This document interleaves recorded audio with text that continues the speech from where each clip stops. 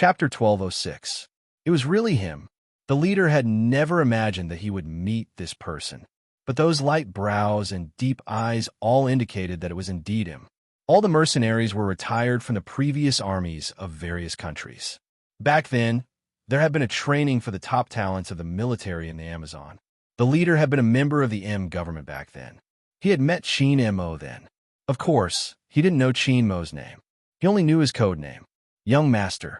This person had defeated the military talents of the various countries. When he had won glory for the country, he hadn't even been in second place. The leader had tasted Qin Mo's prowess. But all these years, he had never heard of this code name in any of the military units in China. Moreover, there were rumors that this person had been eliminated by the organization he was currently in. Hence, the leader had never felt that there was anything to be afraid of.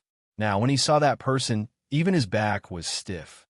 The people on the destroyer started to descend, surrounding him in the middle. Capture him alive.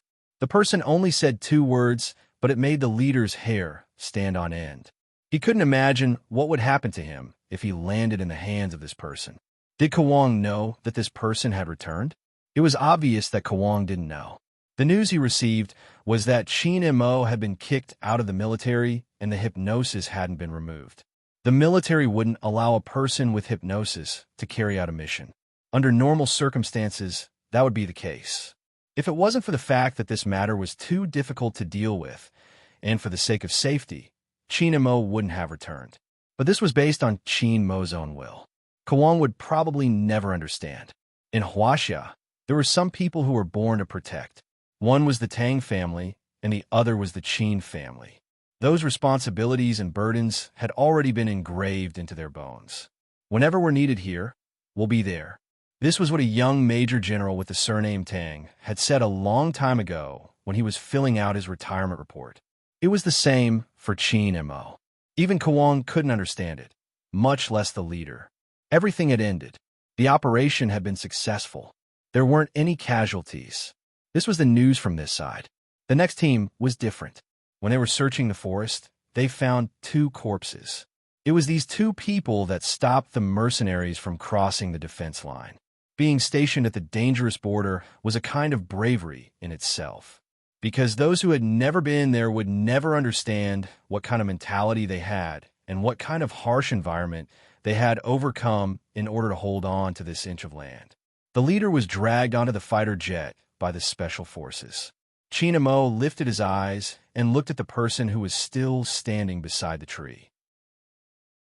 He called out twice in a row, but the person did not respond. Instead, he tilted his head and patted his ears.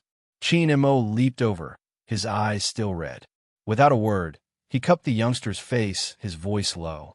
"Your ears are ringing from the explosion?" Bo Jio couldn't hear his words, but she could read his lips. She nodded and wanted to slap him again. However, her hand was grabbed by the Almighty. With his free hand, he reached out to touch her ear. This one, her instincts told her that the Almighty wasn't in his right state. His eyes were bloodshot, and this wasn't his usual self. That was indeed the case. Sometimes, the more a profiler forced himself to analyze and write calmly, the more pressure he had to endure.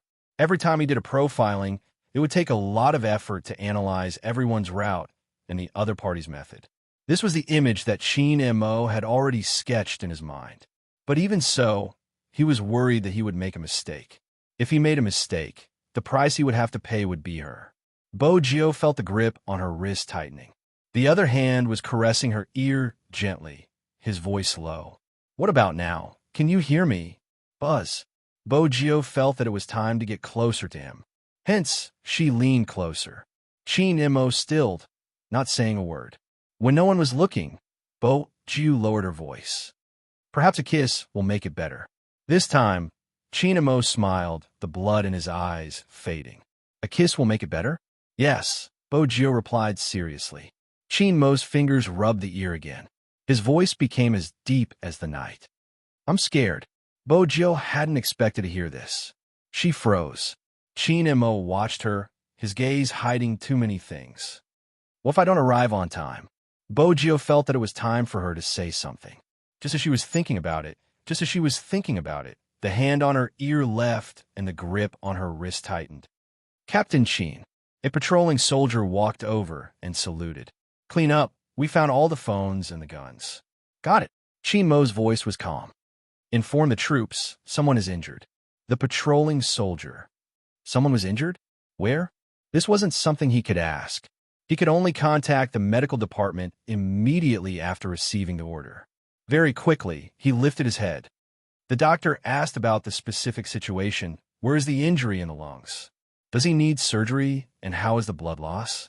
Temporary tinnitus caused by the explosion. The patrolling soldier wasn't the only one who froze. Even the doctor who received the call felt his mouth twitch. Boss, are you kidding me? Why did he have to inform him about a tinnitus? He was an authoritative person. Be it psychology or surgery, he was the best of the best. And now, he had to treat a temporary tinnitus. The person with the codename doctor wanted to say something. As usual, Sheen Mo didn't give him a chance to speak. He brought Bo Gio onto the plane. The patrolling soldier was on the same plane as well. He took the opportunity when Captain Sheen turned on his Bluetooth earpiece to make the final report. He lowered his voice. Boss, the injured person isn't you, right? Bo Gio lifted her head and looked at the curve of the plane, her posture lazy. It should be. The patrolling soldier paused. But can't you hear me? What happened to the tinnitus? Bo Gio tilted her head, her gaze devilish. Youngster, you are still too young. She had made a mistake. If she didn't pretend to be sick, the Almighty would punish her to stand facing the wall. But Bo Gio hadn't expected that her tinnitus would cause her to be treated like a level 1 disabled person. This time, she was probably famous in the military. It could be seen from the shock in the patrolling soldier's eyes. Bo Gio thought that was the end of the shock. But unexpectedly, when they alighted from the plane, the Almighty suddenly carried her up. Bo Gio hugged his neck instinctively. The next second, she fell into his embrace, her face rubbing against his. His soft skin and the curve of his face, along with the faint smell of gunpowder. The patrolling soldier wasn't just shocked. Instead, he looked as though it was the end of the world. Hunter and Magician, who had been waiting for a long time, widened their eyes. After all, when they saw this scene, they couldn't describe how they felt. The doctor frowned and asked, "What's this? Carried?" When had their boss carried anyone before? An injured person. The two indifferent words were heard, and the straight men on the other side heaved a huge sigh of relief. So it was an injured person. Captain Sheen still cared about them occasionally. This was the reaction of the soldiers. When Hunter and Magician heard the two words, they glanced at each other before shifting their gazes away. This was a good explanation. The doctor's lips twitched. Boss, explain to me. What kind of injured person with tinnitus needed to be carried into the infirmary?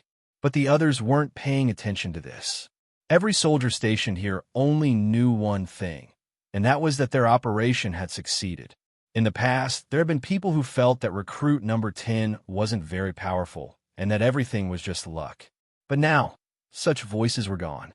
This was because they all knew how dangerous it was to stalk someone without any ammunition or even a fight with them. They were gambling with their lives. If the youngster hadn't been there, they wouldn't have known about this invasion. Even if they had known, they wouldn't have been able to eliminate them at the best time. No one would forget this point. Number 10 was worthy of that military uniform. He was even more outstanding than them. Due to the severity of the situation, the general and regiment commander took the military plane together and sent all the information to Jiang City at the first instance. From all aspects, it was confirmed that the mercenaries were Kawang's subordinates. And through the sniper's brief recount, it was confirmed. They wanted to let China know how they would take revenge if they cut off their source of income. After seeing the photos and the soldiers who had sacrificed themselves, the higher-ups immediately issued an order to wipe out all places related to the drug. Especially in the border cities between the three countries, they received heavy news. Once the poisonous powder appeared in the market, the relevant departments would be held responsible. Entertainment venues would be on the lookout too. Any channels and individuals would be punished. Once the drug addicts were discovered, they would be detained. No matter who they were or what connections they had, it would be useless. In an instant, It was different from the past, because those who were sacrificed couldn't be allowed to die in vain. In this world, especially in China, there would always be a group of people risking their lives to deal with the most ruthless drug lords. They wanted to clean up a piece of land. No one knew what harm this thing could bring to people. It wasn't just something that killed people. It was something that could turn a person into something neither human nor ghost. Choosing to enter the field of narcotics was equivalent to having one foot in the coffin. Some people were even willing to go undercover in order to find out how they operated. It was to prevent these things from flowing into the country. Perhaps those who chose to forgive the drug addicts had never thought that there were other people using their lives to protect this land, in order to prevent their country from being seen as weak. In order to ensure that the people who left the country would always remember that no matter when or what they encountered outside, there would always be a strong shield behind them. It was a pity that not everyone could understand it. The sky outside turned darker. After the success of the operation, the troops became even quieter, because they really needed a good sleep. In terms of garrison, there were twice the number of soldiers. The biggest change was in the area of garrison. It extended another 1,000 meters. Regardless of how many families lived at the other end of the no man's land, there might not even be 7 or 8 herdsmen. There were still garrison soldiers and hidden sentries protecting the area. Everyone's morale wasn't very high. Even if something didn't happen to their troops, it was the people from the neighboring regiment. Usually, they didn't like each other during military demonstrations, but they didn't expect this to happen. The doctor who was doing a psychological test with a pen also realized that after this incident, some soldiers were not suitable to stay. However, this wasn't the main point. The main point was that as a doctor, he was actually chased out. And he was chased out from the infirmary. He scratched his face with the pen. Why were there mosquitoes in this weather? The doctor in the white coat was really pitiful. Squatting outside the door, what else could he do? He could only find another place to sleep. However, there was one thing that he was concerned about. He had heard from the sniper that before his boss entered the forest, he wasn't in a good state. Indeed, something wasn't right. When the doctor saw his boss for the first time, he noticed that his eyes were bloodshot. That was related to his head and mental state. This meant that before this, his boss's head must have been hurting to a certain extent. But why was he still so calm? The entire unit, including General Chin, was worried. Once his boss couldn't take it, what would he do? During the mission, he would recall the past, and his head would hurt so much that he couldn't hold his gun. He was the soul of the entire unit. If he made a mistake, the mission wouldn't be completed. However, today, the doctor turned back to take a look. He muttered to himself subconsciously, "It's not that it doesn't hurt. Rather, compared to the pain, there's someone important waiting for him." That's why he forced himself to calm down. He even forgot about the pain. He remembered what his former mentor had said. Don't underestimate Chin. His mental state was so strong that it was scary. It was indeed scary. However, it was scary that wouldn't hurt anyone. This was probably the reason why they trusted their boss so much. No matter how many years had passed or what he had been through, he had never changed, except for the fact that he was abusing dogs. The doctor adjusted his white coat again. He decided not to look for trouble anymore. At this moment, the lights in the entire unit were turned off. Even the light in the infirmary was illuminated by a large flashlight. When it shone on the young man on the sickbed, there was an indescribable haze to it. Chapter 12:07. Chin Mo stood beside the bed, pouring a cup of hot water for a certain someone. His eyes met the jade-like curve. His gaze deepened. Then he raised his hand and drank a mouthful of water. Bojio paused. "Brother Mo, isn't that water for me?" It was. After Chin Mo finished the water, he placed the cup at the side and bent down, his fingers touching her ear lightly. The unusual coldness made Bojio take a step back, her head leaning against the wall. "What is it? I'm checking to see if you're better," he said, his fingers caressing her left ear. Bojio thought to herself, how could she admit that she was better now? At the very least, she had to wait for the night. She laughed, stretching lazily. "Brother Mo, what did you say? I can't hear you clearly." "I'm not sure." His lips curled up, and that handsome and elegant face came closer to her. When his thin lips parted, she could see that beautiful curve, and he was very leisurely. A kiss landed on the tip of her ear. Bojio's heart trembled. Hey, the Almighty, this is against the rules. She reached out, wanting to push him away. It wouldn't be good if someone entered. This was the infirmary, after all. What is it? He pressed her wrist and leaned his lips against her ear. His breath seemed to be able to envelop her completely. It's not like a kiss can make it better. He was using her words against her again. Bojio interlocked her fingers with his. This is the infirmary. Did she make herself clear? Oh, Chin Mo dragged his voice, his unique voice carrying a hint of elegance. Our sugar daddy is afraid of being seen too. Bojio pretended to not hear what he was saying. She had to be thorough in her act. Chin Mo chuckled, inching closer. Do you think it's a coincidence that we're the only ones here? Of course not.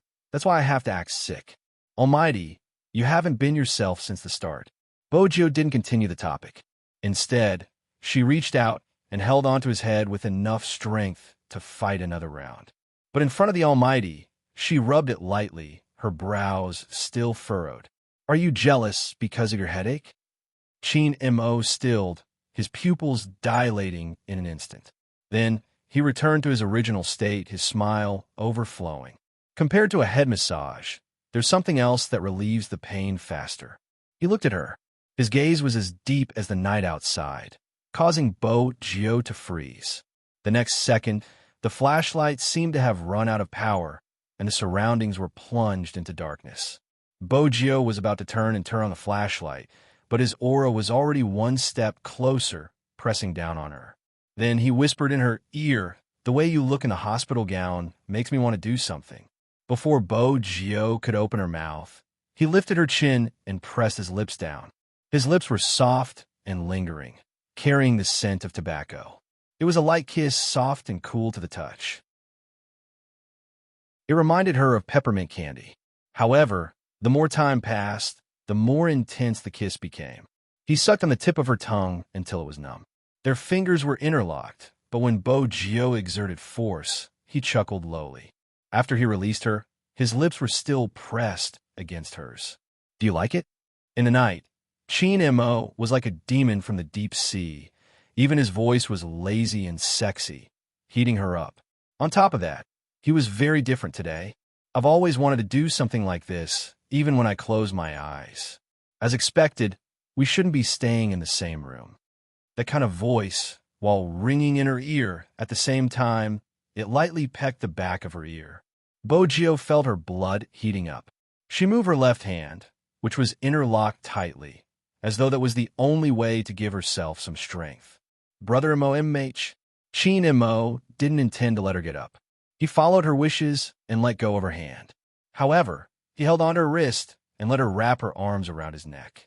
They sat facing each other. Since Chin Mo's legs were too long, half of them hung down from the side of the bed. But even so, Bojio felt as though she wasn't sitting on the bed, but in the Almighty's arms. They were too close, as though he was using his legs to support a certain area, and she was in that area. This is weird. Bojio lowered her voice, her breath landing on his shoulder. The dark brown uniform was very seductive. Chin Mo tilted his head, smiling more than usual today. I want to touch the person I like in my arms. What's so weird about that? He used the word touch. Seriously. Bojio arched a brow, about to say something. Just then, she felt her hospital gown being lifted from the back. Immediately after, a hand slid in, carrying a slight chill. Bojio shivered, her fingers gripping his shirt tightly. Brother Mo. Chin Mo lowered his voice. Don't hide. Let me know you're really here. Bojio's heart softened. She tilted her head, rubbing her face against his shoulder. 1 minute. They were in the military after all. She hadn't understood before, but now she understood. It wouldn't be good if others found out about it. Bojio didn't care about anything else. She was just worried about how others would view him. Fortunately, the Almighty was cooperative today, replying lazily, "All right, 1 minute." Unfortunately, the minute was longer than she had expected. Besides, she could feel the heat around her rising. It was all because of the Almighty's actions. It wasn't a big deal if his hand was restless. It was just that this person had broken too many rules since he was born. Not only his appearance, but even when you closed your eyes, that voice was as pleasant as the late-night CV of a radio station. After it was softened, it was very magnetic and pleasant to listen to. Have I ever told you that this part of yours is very beautiful? Chinemo spoke, pressing down on her tailbone. The numbness spread uncontrollably throughout her body. She straightened her back instinctively, trying to avoid the touch. Even the corners of her eyes were red, making the mole at the bottom of her eyes seem to be coated with a layer of luster. Chinmo's gaze deepened. And your back as well. Under the moonlight, the two figures on the hospital bed could be seen clearly, especially that pair of hands with jade-like joints. Like an art, they wandered around the young man's fair back. With every word, his fingertips would press down a little. Gio couldn't even stabilize her breathing. All she could feel were his hands and the rising temperature. Every time he pressed down, she couldn't help but tremble. Chapter 1208. All of a sudden, Gio's shoulders trembled, her face flushing furiously. Itchy? Really? Itchy? Chinmo's eyes seemed to be watery under the moonlight. Is it just itchy? Even though it was Gio, she had no choice but to bend her body in his arms. That was probably the only way she could hold on for a minute. Chinemo felt that she would probably never know that the more she behaved like this, the more he didn't want to leave. It was as though he was possessed. That kind of touch was as smooth as silk, but much softer than silk. It had a good feel, just like the warm jade of ancient times. And the smell on her body. Chinemo tilted his head, the tip of his nose brushing against her hair, his gaze deepening. Gio bit her lips. Two of the buttons on her hospital gown were undone, revealing her exquisite collarbone and slightly round breasts. Her snow-white skin only served to make the temperature hotter in the dark night. She didn't know how the Almighty was feeling. Gio could only hear her own heartbeat. It was loud. She had never sweated so much before. As her fingers tightened, she unconsciously released her lips. Even her voice was faint and sweet. This minute wasn't a good one for Chinemo, but it seemed like this was the only way he could confirm that she was still there. Gio calmed her breathing. After looking at Chinemo for a moment, she turned her hand and pressed him onto the bed. Brother Imo, something isn't right. Look at me, aren't I here? MMH. Chinemo raised his hand, his fingertips caressing her face. At the start, she hadn't been pleasing to the eye, but the more he looked at her, the more he liked her. She was still so disobedient. Gio leaned over with the help of the moonlight. I'm here. Chinemo watched their posture. Are you going to talk to me like this? MH. Gio replied before kissing his lips devilishly. You don't have to use any other methods to confirm my presence. I'll just tell you. Chinemo met her eyes. The moonlight shone on her snow-white shoulders, her hospital gown slipping down to her arms. The sight of her made his throat tighten. Idiot. Chinmo's lips parted slightly. He pressed her head against his chest and closed his eyes slowly. Gio moved her fingers. The low voice came again. My head hurts, especially when I knew that you were chasing after someone. My head felt like it was going to explode. He did not know why. Gio felt a sense of grievance when she heard that faint voice in the middle of the night. What about now? Gio moved upwards, reaching out to hug his head. Chinemo paused. He didn't speak at first, but after a while, he said, It's all right. Gio saw his sexy thin lips and pursed them slightly. Her heart melted from his cuteness. Sundara. This was the Almighty, just like a little princess. Then let me tell you a story, Brother Imo. When Gio had been young, she had hoped that one day she would be the one to read him bedtime stories. If not, how would she know her position in the family? Chapter 1209. Gio. She must have been in a fake relationship, otherwise her dark history wouldn't have been exposed. Not these two. Chinemo continued leisurely. Then it's the ancient transmigration, dominating the princes and princes?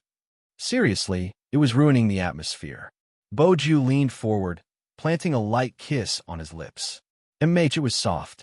Chinamo laid there, unable to hold it in any longer. He lifted the corners of his lips, trying to suppress the smile in his eyes.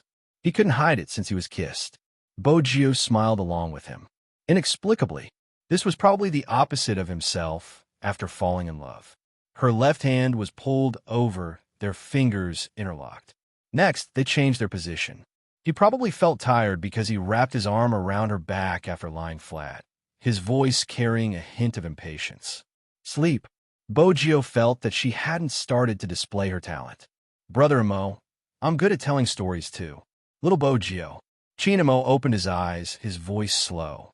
You can choose to tell your story, but I'll make sure you can't get off the bed.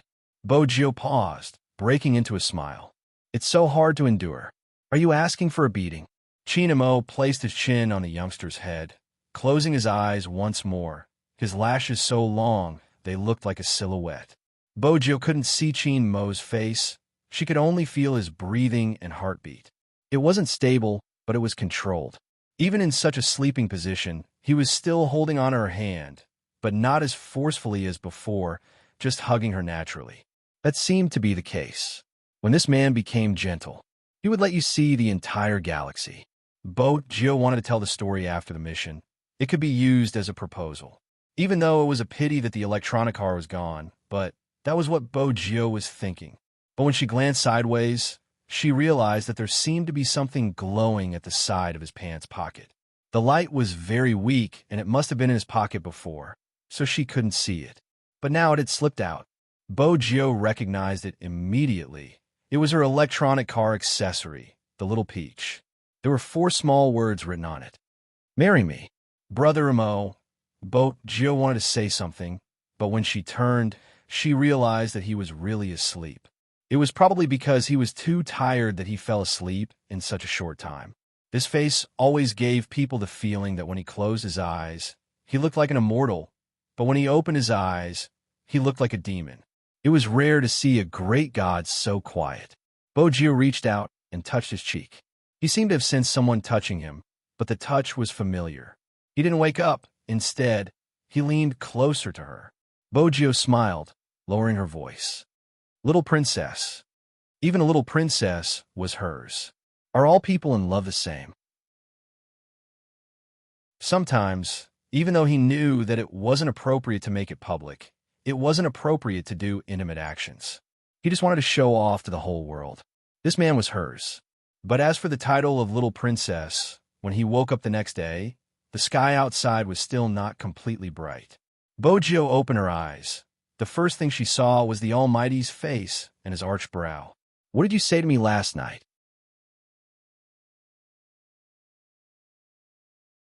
Chapter 12:10. Little Princess? Chinamo smiled.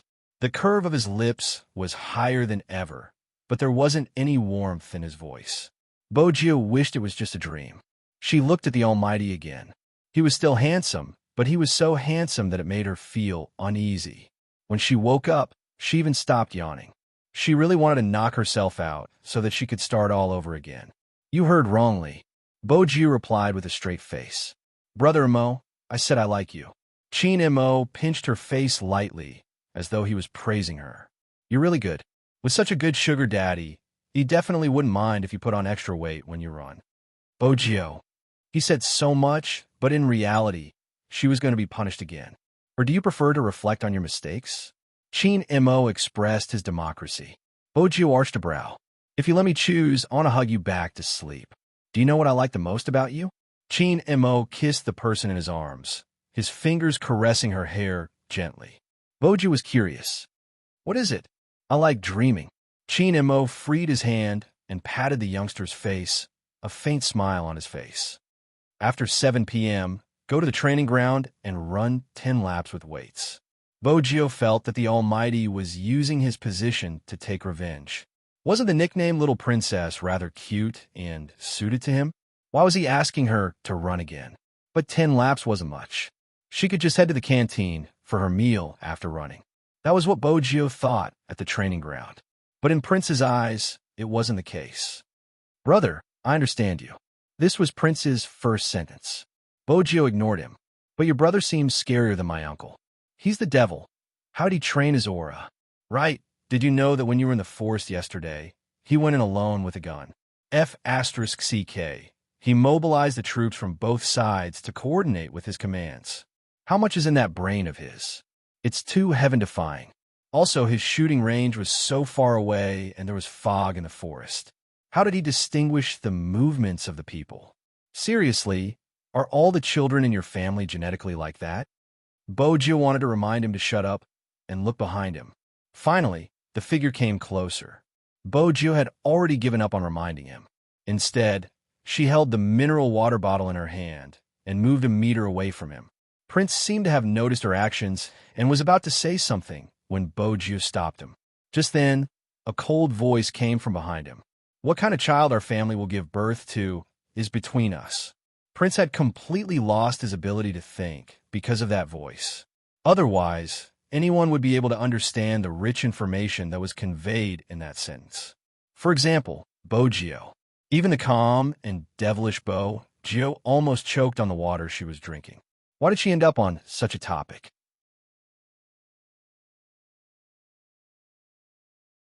Chapter 12:11. The villain in Prince's heart was still trembling. He had wanted to reach out and grab his roommate so that he could put in a good word for him.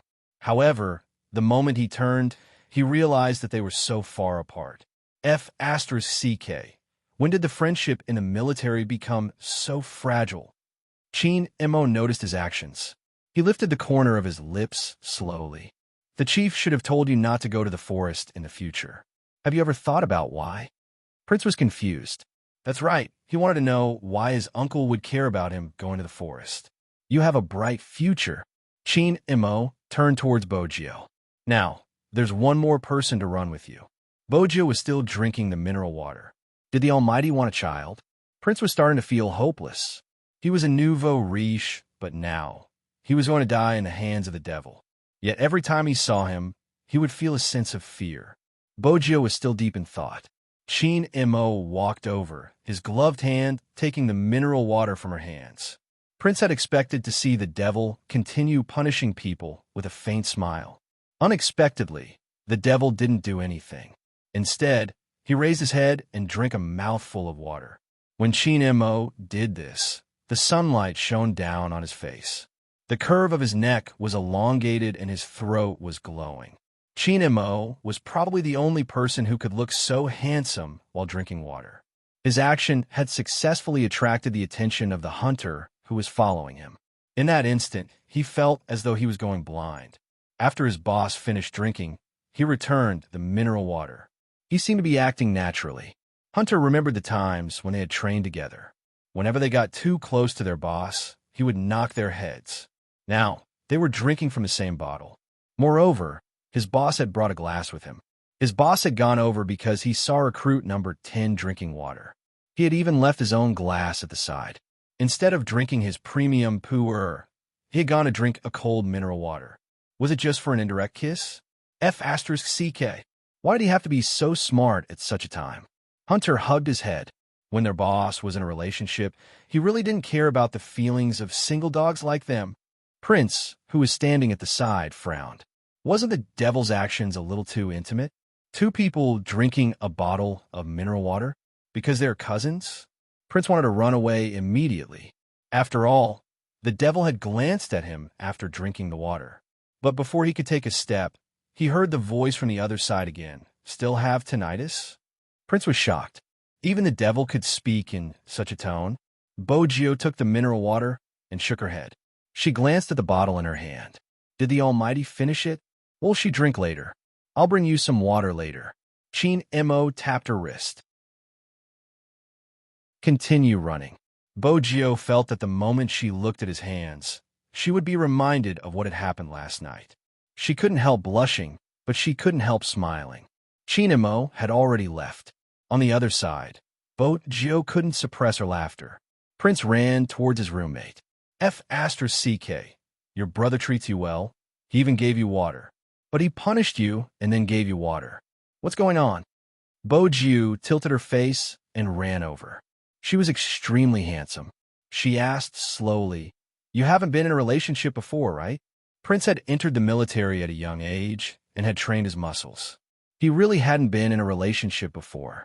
But why did she look at him as though he was a senior telling her something?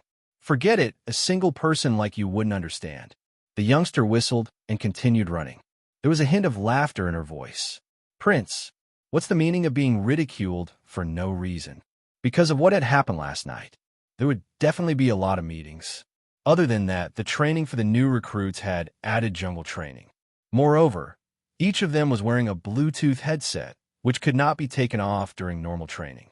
They would roll out of the mud and swiftly pass through the obstacles. They would use their fastest speed to shoot at the moving animals. Under the aerial view of the military plane, the green army beneath their feet could be seen. When the troops were tired, they would sing military songs. Even though their faces were stained with mud, when they sang, everyone's voices were very strong. Soldiers didn't know how to entertain themselves. However, being at the border meant that there were limited entertainment options. They couldn't communicate. Even if they made a call, they would only do so during festivals. The more important the mission, the more they couldn't contact their families. In the past, Bogio and these people were separated by a layer of fog. Regardless of how her pet had told her when she was young, she had only vaguely understood. After interacting with them, she finally understood where his self-control and resistance to pressure came from. These soldiers belonged to him. When he wasn't on a mission, he was in charge of their training. When they were on a mission, he carried their lives on his shoulders. Looking at the slender figure standing in the middle of the distance, he turned his head to light a cigarette. Occasionally, he would sing a line or two with the soldiers beside him. He still looked noble, but he would joke with his subordinates. When his thin lips curled up, the crimson leaves fell on his military uniform. Yet he could suppress all the colors. Bogio lowered her head. *T, she was done for. She was starting to like the Almighty more and more. What should she do? Prince didn't understand why his dorm mate had lowered her head halfway through the song. What's wrong? I'm afraid I'll be impulsive, so I'm suppressing it. Bogio turned her head. She was seated, placing her hands on her knees, lazily. Prince was confused. Impulsive? I want my family, Bogio replied mischievously. Prince was scared out of his wits. Was his child's brain damaged from the explosion in the forest? It's a pity, Bogio muttered. Of all the occasions. Prince looked at her gaze and thought that she was talking about him. His expression was one of shock. You don't tell me you've fallen for me? If that's the case, I'll be honest with you. I've been straight my entire life. Goddess *****, in order not to feel awkward during missions in the future, you better give up, okay? Bogio arched a brow and glanced at him. Who gave you that confidence? Who are you referring to? ****. It's worse if it's someone else. Prince lowered his voice, afraid that he would affect the singing. He reached out and pointed. Everyone here is a guy. You said you want your family? ****. You said you want your family. ****. You said you miss your family.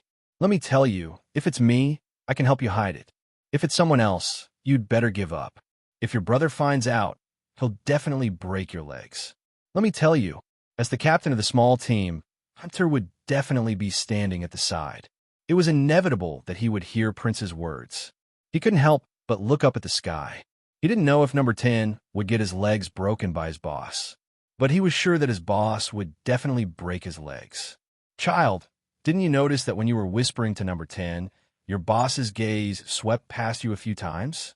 He felt a chill down his spine as he stood at the side. How did Prince dare to get any closer? Cheen Mo's gaze swept over to them. It seemed like his little friend had a good relationship with her roommate. It was really good. Cheen Mo smiled. The hunter felt a chill run down his spine as he witnessed the scene with his own eyes. His boss's smile was a little scary. After the singing session, the doctor suggested a report in the morning in order to ease the anxiety of some of the new recruits. It was probably to let them play some games. Physical games weren't something to be underestimated. It was indeed a way to relieve stress. Moreover, there were rewards. Everyone was eager to participate. At this moment, there wasn't a hierarchy. They could be partners. When Prince heard that there was a reward, he turned and asked Bogio, Do you want to form a team? Yes. Bojo was someone who had to get a reward. From a certain perspective, it wasn't unreasonable for them to be able to chat so well. The game was simple. Two people's legs were tied, and there was a distance of 800 meters between them. The team that reached the other side first would dismantle the gun and reload the gun.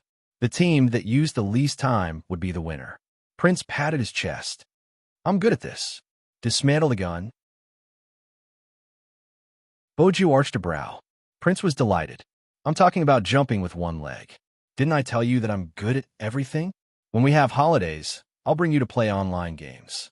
Then, you'll know that I'm better than most people in terms of gaming. Bojo arched a brow, replying slowly, If you're on the other side, I'll play with you. Why? Prince didn't understand. When a youngster bent down, her black hair covered her fringe. Her long fingers caressed the rope, her tone indifferent. That way, I can send you back to the blood pool. Prince was a little slow before he understood what she meant. Hey, we're teammates. Don't you understand? Teammates should be... He didn't manage to say the word love.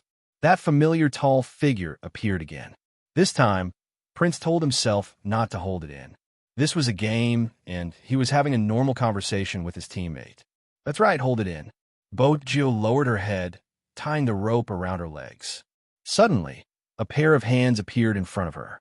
They were long and fair, with jade-like joints. The hands hooked onto the other end of the rope. It was a beautiful knot, fast and orderly. Bojo glanced up. She saw Chin Imo bending down just like her. With the rope tied around her ankles, the distance between them wouldn't be far. If her chin was just a little closer, she would be able to touch his black hair. He smelled good, a unique tobacco scent.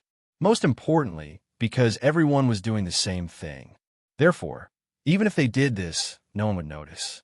Of course, that was except for Prince, who couldn't describe his emotions. If he was not mistaken, the great Demon King had just taken the rope that belonged to him. Right? After Chin Imo was done tying his own, he turned and tied the ankle of the youngster who had paused. We'll be in the same group. It was a very light sentence, and the voice sounded very normal. Bojo glanced at her roommate. She felt that it was better to mention him. Prince, he's playing as well. As Chin Imo spoke, he glanced in Prince's direction. There wasn't any emotion in between his brows. It was just an indifferent glance, and even the corners of his eyes were curved. But the coldness in his eyes allowed Prince to understand the warning. He hurriedly expressed his stance, his tone sincere. No. I'm not interested in such games. Chin Imo chuckled. He turned towards Bojo. Did you hear that? What else could Bojo say? She couldn't understand why her roommate had changed so quickly. Prince watched the two of them. His heart was thumping furiously. He was scared out of his wits. He could still feel the lingering warmth of the devil. He took another step back and turned toward his captain. Who should I be in the same group? Hunter finally found a chance to talk to his subordinate. Anyone is fine as long as it isn't number 10. With that, he reached out and patted Prince's shoulder. Prince muttered, You can't blame me. I just realized that the devil is obsessed with his brother. Hunter, on the other side, the two of them were still stretching. It was a normal stretch, but the Almighty's movements were much better than hers. Bojo glanced at him and suddenly felt that his height was a huge disadvantage. What is it? Chin Imo seemed to have sensed her gaze as he tilted his head over. Bojo asked, Do the troops sell milk? Not at the moment. Chin Imo replied casually. Do you think you're short? Bojo smiled. I'm not short. Based on the length of your legs, your speed won't be too fast. Chin Imo replied leisurely, short legs. Bojo. She wanted to give the Almighty a beating. It was as though she could see their future. Novels were indeed lies. How could a sharp-tongued man improve after falling in love? How had the Almighty changed? He was still so arrogant that she wanted to challenge him. Don't pout. Chin Imo glanced at the youngster, his voice coming over again. It makes me want to kiss you. The sudden flirtation. Bojo arched a brow. Based on the length of your legs, kissing isn't convenient. 12 centimeters, the golden height for kissing. What's the inconvenience? Chin Imo reached out to put on the wrist guard. He glanced up at her. It's probably because my legs are short.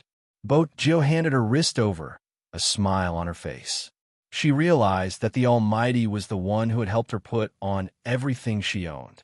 At this point, it seemed like something a boyfriend would do. Chin Imo chuckled lightly as he helped the youngster put on the wrist guard. They spoke softly. It was a rare moment of intimacy.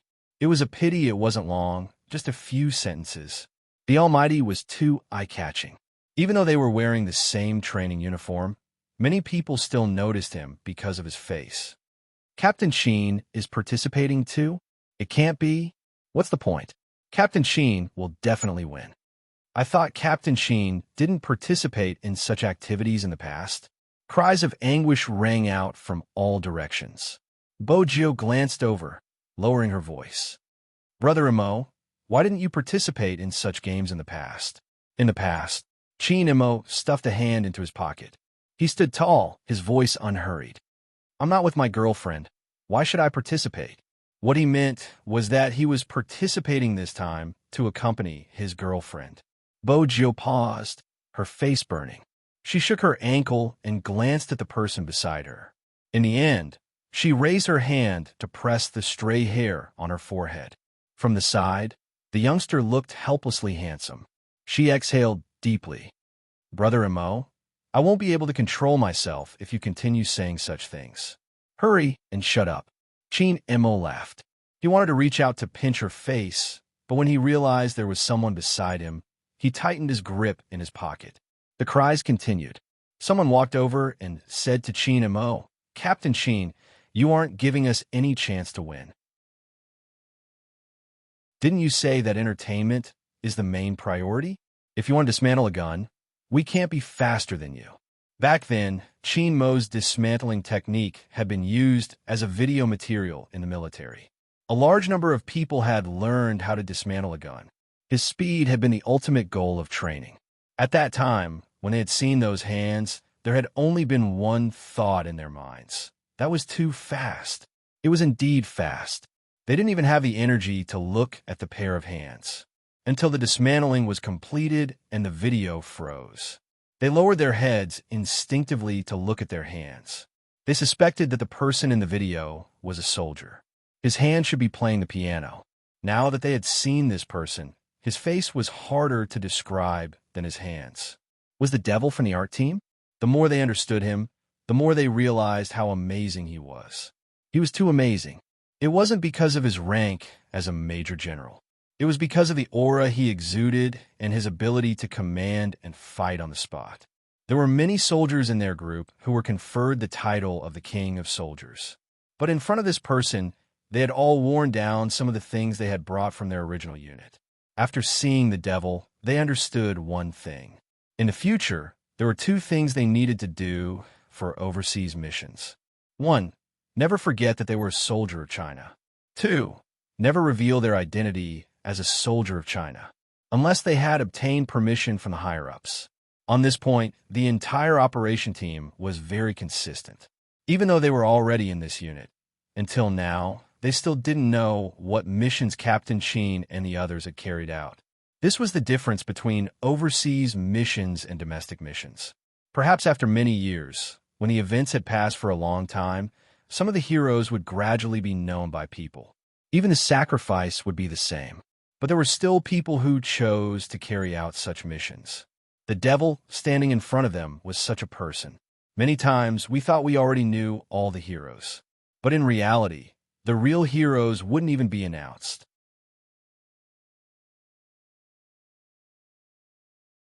Chapter 12:12. Instantly, everyone's gazes were focused on Bojo's face. Bojo didn't say anything. She flicked the rope around her ankle, her lips moving slightly. All right, it was a single word, languid, but it was very straightforward. Then we won't be afraid. Noisy noises rang out again.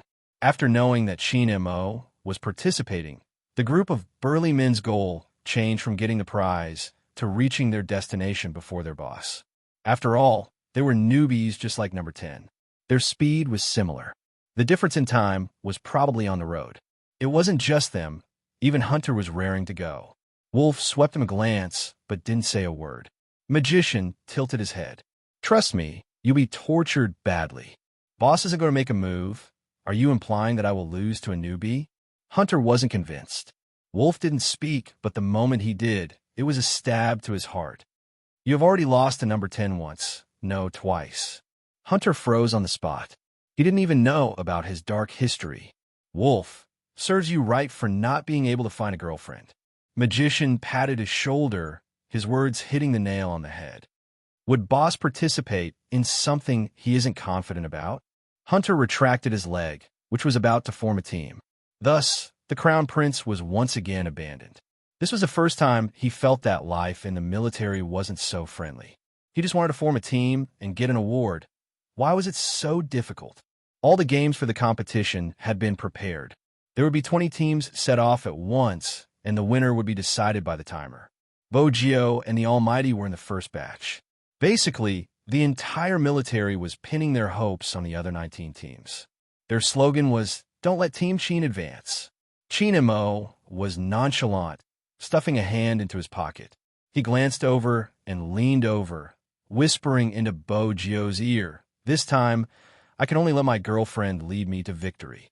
His voice was low, the others couldn't hear him, but Bogio was close enough to hear him clearly. She coughed lightly, but didn't say anything. Chinemo raised his eyebrows. He wanted to say something, but when he saw the faint smile on her lips when she lowered her lids, he smiled too. There was no physical contact between the two of them, nor was there any eye contact.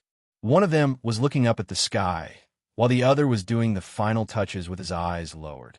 Yet, even so, the scene exuded a sweet fragrance. Perhaps it was because the two of them were good-looking. When they smiled, one could feel the faint throbbing of a young girl's heart. The other teams thought that Boss was giving number 10 some kind of strategy. Everyone was very nervous. After all, even if the Boss didn't personally make a move, he still had to be on guard against him. Everyone in position. On the side of the road, the person in charge of firing the gun raised the pistol in his hand. The 19 teams collectively stood on the line to advance. They gave it their all because they felt that they couldn't be careless when facing the Boss. Only Bogio's deep gaze swept past the road, landing on the finishing line not far away. The moment he heard the sound, all the squads rushed out. Bogio and the others were no exception. But the method that the two of them used was obviously beyond the predictions of the other teams. They didn't know how they were overtaken, but the two figures had already swept past them. The squads that were overtaken widened their eyes. After a moment of daze, they hurriedly followed. But it was too fast. Rather than calling it fast, it was more like a form of tacit understanding that had been formed for a long time. But how could the two of them have such tacit understanding? Just as everyone was filled with questions, the youngster's body tilted to the left, avoiding the obstacle at the side. Many of them forgot about the hidden trap at their feet when they wanted to speed up. Up until now, the 20 teams had basically been divided into 3 groups based on speed. Bogio's position wasn't very advantageous. The slower teams would definitely block their vision. But every time they took a precise step forward, they would land on the same spot. When Bogio took a step forward with her left leg, Chinemo took a step forward with his right leg. It was as though the thread that was tied to their legs didn't exist.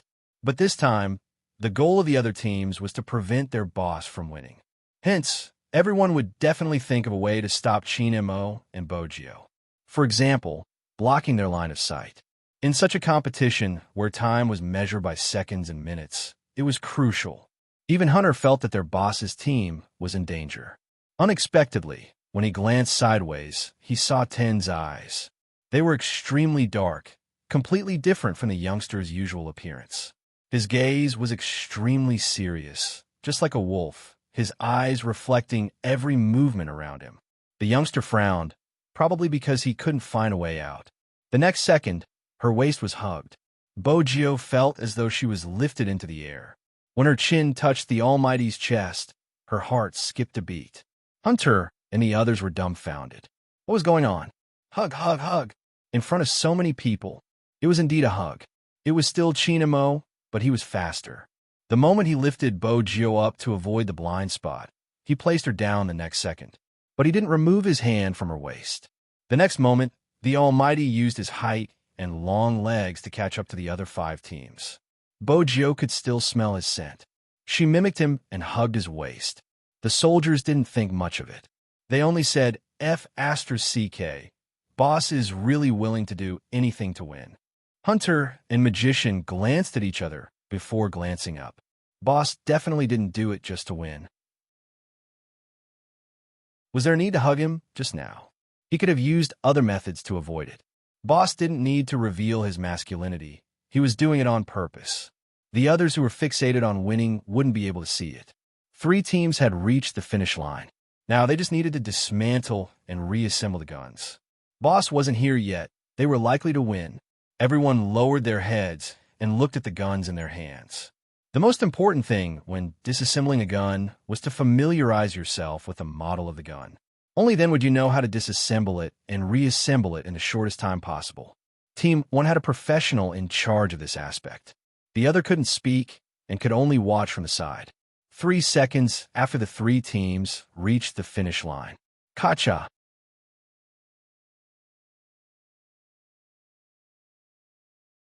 Chapter 12:13. When that sound was heard, it meant that Bogio's team had fallen behind. The people standing at the side felt that they were close to winning.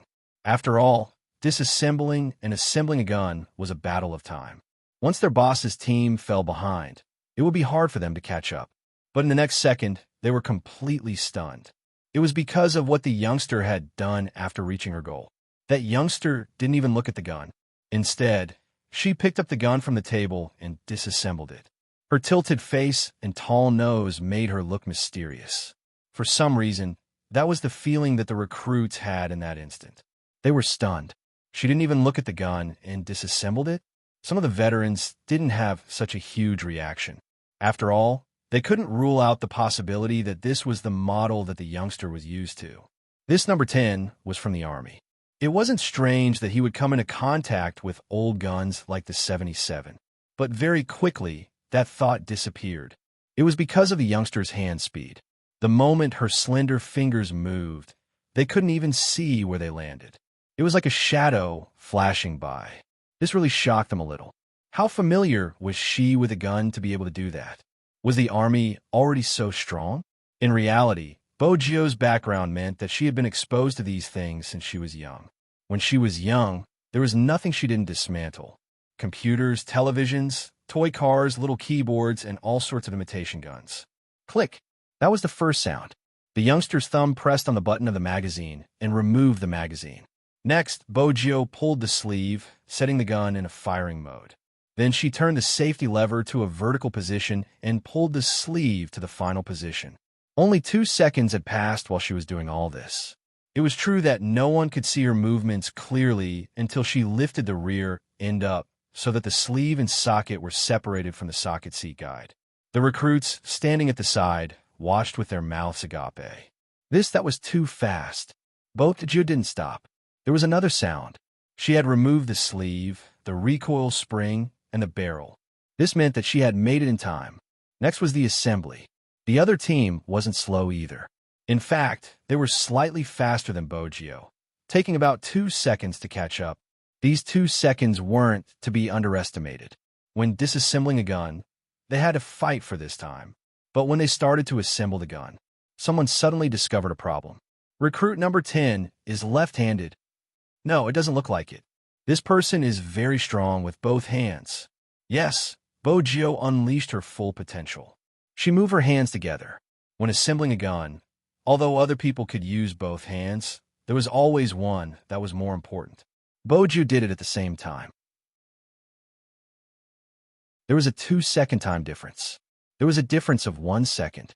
Both of them pushed their guns forward at the same time, completely leveling the number on the second hand. Everyone's eyes were drawn to the timer. Their hearts were beating faster because of such an entertaining game. In the next second, the gun barrel was pushed forward and the assembly was complete. A reversal. Ever since the start, Prince's gaze hadn't left the timer. When the timer stopped, his eyes widened. F***CK.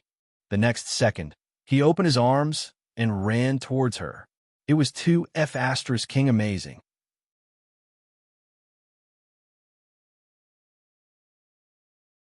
Chapter 12:14.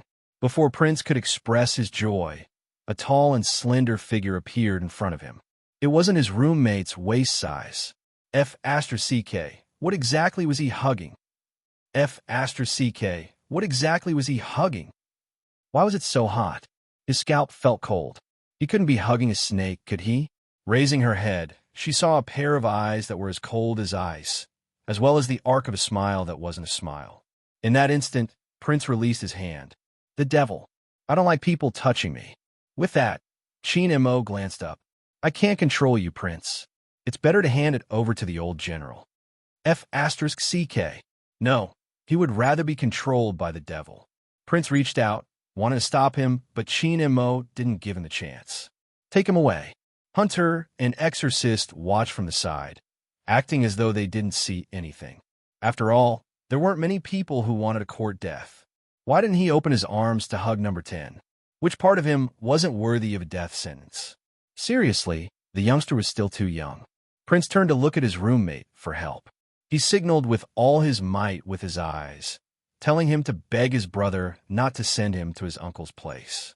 The youngster walked towards him and asked, Did you carry the boss with that hand? Huh? Prince thought to himself, I want to hug you and celebrate your victory. Bojiu arched a brow and repeated, Which hand? Prince was stunned by the aura. He raised both his hands in the air. Bojiu scoffed and turned to report, Captain Sheen, I suggest the old general to teach my roommate some etiquette. His hands can be punished at the right time. Prince. No, this wasn't what he had imagined. Was his roommate such a disloyal person? It was fine if he didn't help him, but why did he give such a suggestion? What did he do wrong just now? He had hugged the devil's waist by mistake. Wait a minute. Don't tell me that you're jealous because I hugged your brother? F***, sugar daddy. Cough, I mean, how old are you? You should be an adult, right? Why are you so jealous? Prince tried to defend himself. Bojiu tilted her head and smiled. I'm possessive, especially towards my brother. The conversation between the two could not be heard by others. Even Hunter and the rest could only see Prince being dragged away with a sickly expression. They didn't know what number 10 had said to him. Magician, on the other hand, noticed something. Their boss seemed to be in a particularly good mood. Just a moment ago, there was a chill in the corners of his eyes. Now, not only was he completely gone, but the corners of his lips were even curled up. He lowered his gaze, not knowing what number 10 was saying. In reality, Bojiu had only said one sentence. My girlfriend won without doing anything. Should I call Almighty Z666? Chin Mo lowered his voice, sounding magnetic and gentle. Bojiu chuckled. Keep a low profile. There are many people around. Even handsome and skilled almighties like us have to hide our identities. Oh, Chin Mo replied, raising his tone slightly. Then he changed the topic casually. Why is Prince always trying to get close to you? Bojiu caressed her nose. He's my roommate, we're close. I remember I'm your roommate now. Chin Mo's tone was unhurried. Magician, who was walking over, started to get excited when he heard this. Was his boss going to fight for the title of roommate? It was just a relationship. Did he have to be so crazy? Also, could the two of them not be so obvious about whispering to each other whenever they had the chance? Magician placed his hand by his lips and coughed. Boss, the results are out. You have to hand out the reward to the winning team. Okay. Chin Mo retracted his gaze, walking towards Magician. His back view didn't change at all, standing tall and noble. The timer at the side was still fixed at 1. In fact, after Bojiu's beautiful moves, they had already predicted who would win. No one was dissatisfied with this game, including some of the veterans. After all, there weren't many who could match up to her speed. The others weren't slow either, breaking the previous record for recruits. The old general watched from afar, his face filled with gratification. The recruits this year are all very strong. Yes, the adjutant wanted to tell the old general that Prince was here, but when he thought about Prince's suicidal actions, he decided to let the old general be happy first. But just as the old general had said, the recruits this year were indeed strong, especially number 10. That was why it was troublesome. How are they going to make number 10 stay? Especially tomorrow morning. The adjutant glanced up his gaze landing on the major general standing in the middle of the group of soldiers. Regardless of how many people there were, he would always be the most eye-catching one. The wind blew past. The troops at the border were all in a natural environment. Sometimes there would be the scent of plants mixed in with the wind. It smelled good, accompanied by the cool temperature. Everything seemed so aloof. As the winning contestant, Bojo walked towards Chin Mo after her number was called. The sunlight shone on her face, stretching her shadow. Many were wondering what the reward would be. After all, it was the hair of the great demon. Curiosity was the biggest factor. Everyone sat on the ground to rest.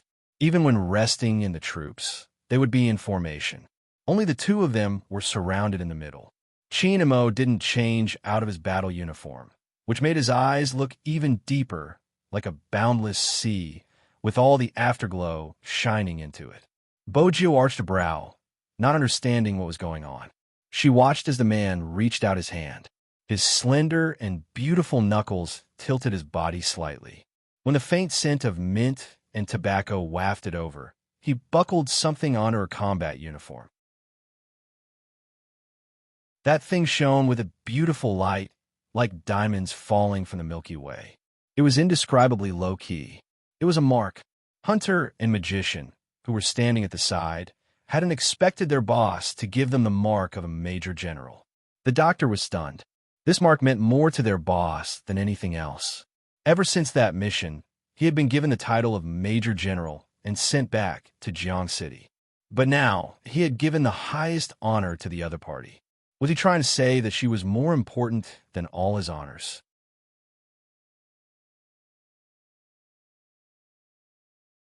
Chapter 12:15. Bojo paused when she touched the symbol. When she raised her eyes, the first thing she saw was that person's beautiful jawline. The curve of the corner of his mouth faintly curved upwards. His face was noble and abstinent, and when he looked at her, he still had an indifferent expression. She thought that would be the end. Unexpectedly, Chin Mo opened his arms and leaned forward to give her a hug. Then he said, "I hope you can become an outstanding soldier in the People's Liberation Army and protect the people you want to protect." The hug ended as quickly as it came. The onlookers didn't think much of it. At most, it was because of her outstanding performance. But when Bojo stood there and looked at the person in front of her, her heart seemed to be filled with something. Her fingers caressed the symbol on the uniform. Even her palms were burning. Countless cheers rang in her ears. It was as though they had graduated. The training period was indeed coming to an end. Tomorrow was the last day. After tomorrow, they would either go on a mission or return to their original unit, in order to pass the test with overall results. That day, it was the 5th time Bojo opened and folded the blanket. She continued until nighttime. Chin Mo came back after the meeting. He leaned against the door frame and watched her for a few seconds. Then he walked over and pressed her hand on the military blanket. "Press here." After guiding her, Chin Mo didn't stay any longer. He pinched her face. "What do you want to eat?" "Meat." Bojo smiled lazily, leaning over to ask for a kiss. Chin Mo reached out and pushed her away. "I'm sweaty. I'm going to take a shower." "All right." She didn't manage to kiss him, but she would be able to admire the handsome man in the shower later. That wasn't bad. Bojo whistled. Chin Mo chuckled. He pushed open a bathroom door and turned on a shower. Then he pressed down on his Bluetooth earpiece. At 1 a.m., Team A will set off. Gather the people at the last minute. Be quiet and quick. Yes. Yes. Got it. A few sounds were heard. Chin Mo threw his uniform to the side. He stood tall and straight under the shower head. After his black hair was wet, the steam rose into the air. Chin Mo's shower was longer than usual, probably because he had something on his mind. When he came out, he saw the young man sitting on a wooden chair with his head lowered, fiddling with something. His waistline was elongated, and his fair skin was somewhat alluring. Chin Mo paused for a moment. When he walked over, he reached out and held her waist.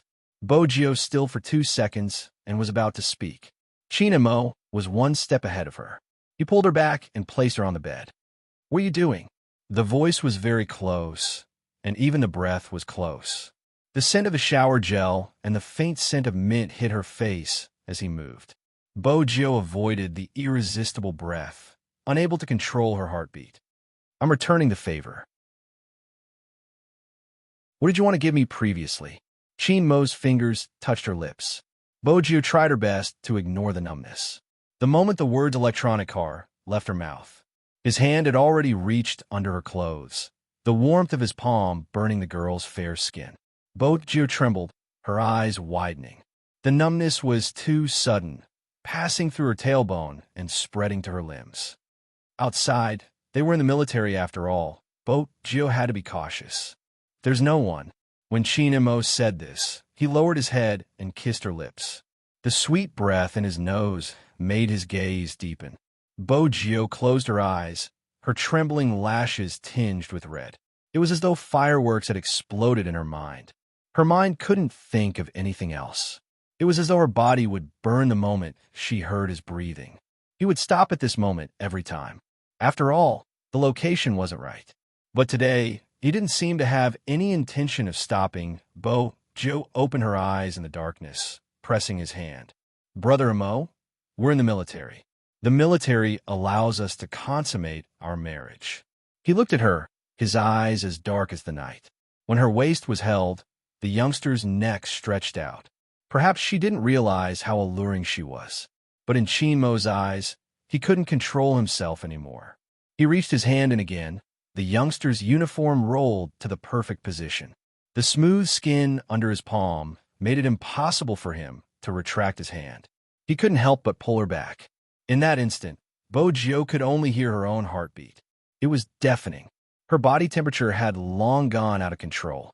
In the end, he carried her up, rubbing her until her entire body softened, a certain part of her body turning numb. The wind outside surged in, blowing the curtains. In the darkness, the temperature continued to rise without anyone noticing on the other side. Prince couldn't understand why he was made to stay. He had never seen his uncle in such a manner, looking at him with a gaze filled with pride and something else. You passed the test. That was the old general's first sentence. Prince was stunned for a second before jumping up. That's not right. Isn't there an overall score tomorrow? Did you really think that you were chosen randomly? The old general glanced at his nephew. Before you came in, the assessment period had already begun. Tomorrow's comprehensive score is just a cover for the start of this operation. Prince patted his head. Uncle, wait, let me think. There's no need to think. Wolf walked in from outside, his gaze faint. Prince thought he would give him a reason. Wolf only replied, You won't be able to think it through. Prince, did I pass the test myself? Prince asked in a roundabout manner. Wolf glanced at him. There are a few more. Each of them was informed individually. Now that you know, pack up and follow me to the gathering point. When Prince heard this, he didn't have to worry anymore. Since there were only a few people, Little Hay would definitely be one of them. Time trickled by slowly. As the night deepened, the troops fell into a slight silence. The chirping of the insects came one after another. The cold moonlight shone on the side of the bed. Qin Mo was bending over, one knee on the ground, his fingers caressing a certain someone's face. Then he leaned over. His kiss was light, leaving almost no traces.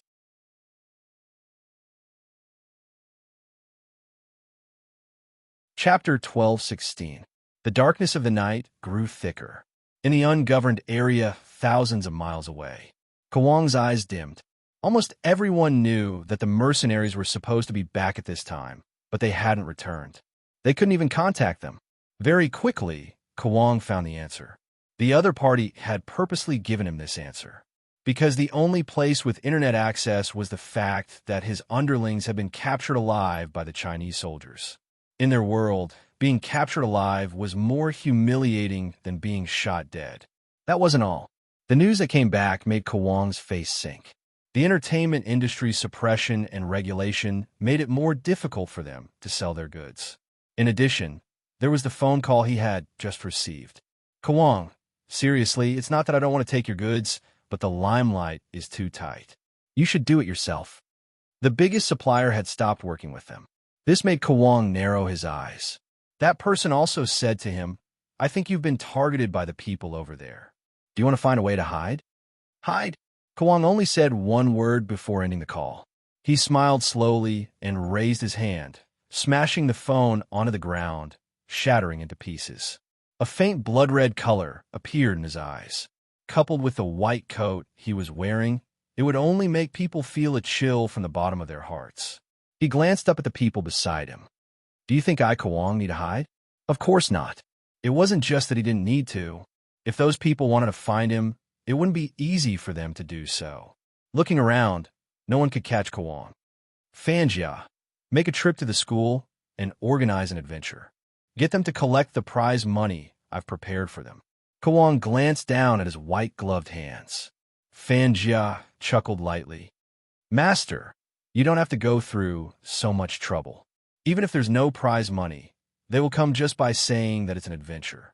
It's true that there's a prize money. Kawang placed his hands down. The more foolish a person is, the more attention they will get. Which person doesn't want attention now? The more attention they get, the more satisfaction they will get. Remember, even though a pretty flower can control people, spiritual food can easily captivate them. As long as you can get them attention, they won't care if they snatch other people's things. Make use of this, and you'll be able to control them. I'll wait here for you. Fanjia knew this was her last chance to prove herself. She couldn't find that useless person no matter how hard she tried. Hence, she could only act at the school. Speaking of which, the Chinese soldiers are really stupid. Before they even take action, we already have enough people to negotiate with them. Fanjia said this to make Kawang feel better. Kawang paused. Compared to that, I'm more interested in who killed the people I sent. Can't you find out? Fanjia's first reaction was to find an excuse. China's defense system isn't easy to infiltrate. Moreover, they were in an uninhabited area. Be it the data or the electronic map, there are only empty lands and villages. There aren't any traces of troops or China's checkpoints. Forget it, Kawang interrupted her. Compared to your brother, you are still lacking. Fanjia clenched her fists but didn't dare to say anything. In reality, Fanjia wasn't the hacker Kawang wanted. He had tried to collaborate with Z 3 times. Unfortunately, people with different goals couldn't work together. Z was similar to Qin Mo in his eyes. He could have been more outstanding, but he was completely tied down by some unimportant things. What do people want? The two of them should feel the same way as him. Even the Bible had a detailed description of it. It was human nature to be selfish. There had been soldiers from China who had looked for him. Which time had he been able to go back? This time, he didn't even wait for them to move, killing them directly. That was Kawang's thought. However, an hour ago, that meant it was 1:37 a.m. and 40 seconds in China time. The members of the operation team gathered at one point from all directions. It was late at night. This time, they weren't wearing the Chinese battle uniform. Instead, they were dressed in black. Their masks, gloves, and even their backpacks were all black. This meant that they weren't allowed to leave their names behind for this mission. But that wasn't what Prince was concerned about.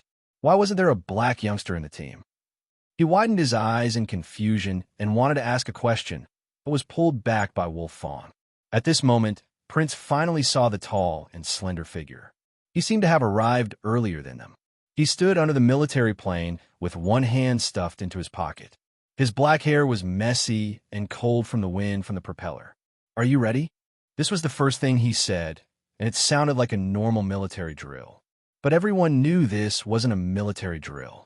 They were really going to take action. Reporting, we're ready.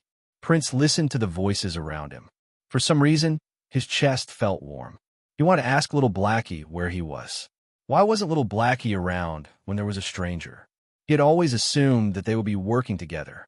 Qin Mo's dark gaze shifted over, his voice calm as he asked, "What about you?" Prince opened his mouth, feeling the pressure. Qin Mo didn't seem to have the time to look at him. He turned and opened the cabin door. With a swoosh, his tall and slender silhouette seemed to blend in with the moonlight against the backdrop of the military plane. His nobility didn't diminish. If you're not ready, go back. Prince heard him, pressing his heels together. Reporting, I'm ready. Then board the plane. The order was not mandatory, but it invisibly made people want to obey it. Other than the 8 of us here, No one else will know the details of this mission. The confidentiality level is S, Chinamo said as he picked up the rifle on the ground. Chinamo picked up the rifle on the ground. Since we are entering another country, we will dismantle all your guns and insert the parts into the camouflage tools. With that, Chinamo paused. Hunter, here, take off. Yes. Did that mean that even the pilot was a member of the team? In that instant, Prince felt different. Indeed, he had gone on missions in the past, but there would be a designated pilot to place him at the designated location. But this time, they had no idea what they were going to face.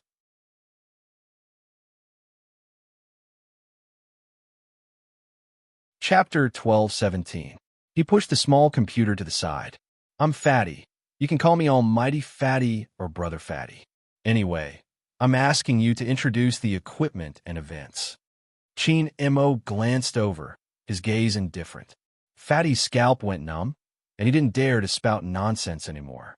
With a dignified expression, he continued the previous topic. Just as Boss said, from now on, all of you will have a wireless communication device on your hands. No matter what happens, don't remove it. Make sure that it doesn't leave your side for 24 hours. Other than that, during the mission, there's a high chance that communication won't work. When you encounter such a situation, activate the chip's destruction button, and we can use the signal to find the last place you were seen.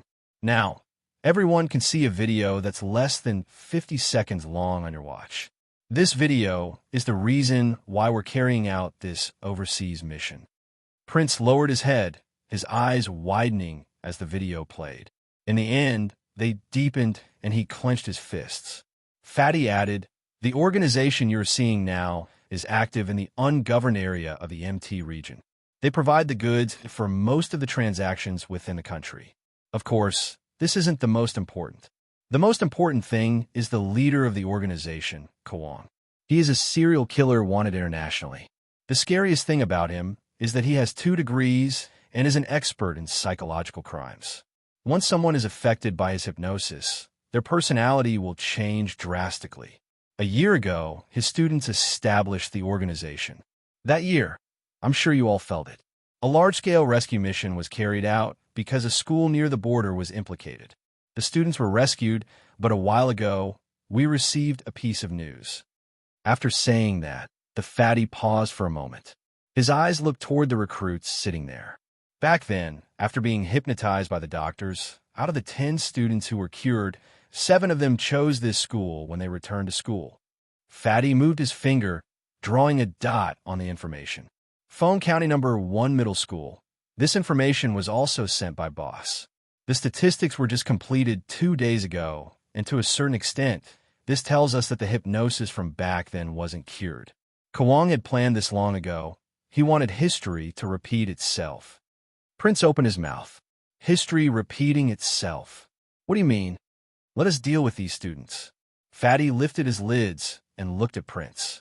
They aren't just hostages that we have to save. If the situation is too bad, they might hinder our actions to a certain extent, but we still have to save them. Prince still didn't understand. How is it possible that they would stop us from saving them? What do you think hypnosis is? Suddenly, the person in the auxiliary cabin looked over. He was wearing a pair of gold-rimmed glasses. Only then did Prince realize that the person in the auxiliary cabin was actually a doctor from the infirmary. Even the doctors were part of the action team. None of the recruits had thought of this. After all, in their eyes, the doctor had never participated in training, and he looked so gentle that he didn't look like the kind of person who could go on missions abroad. There was only one word that people could think of: harmless.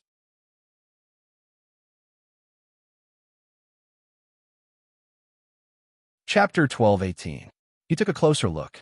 Among the people sitting there were a few who seemed to be soldiers who had gone on a mission outside the country. Prince glanced at himself before turning to look at Fatty, who was fiddling with the electronic equipment. In the end, his gaze landed on Chin Mo. Chin Mo seemed to have entered the wrong profession. Could it be? Suddenly, Prince seemed to have figured something out. Could this be the reason why they were chosen?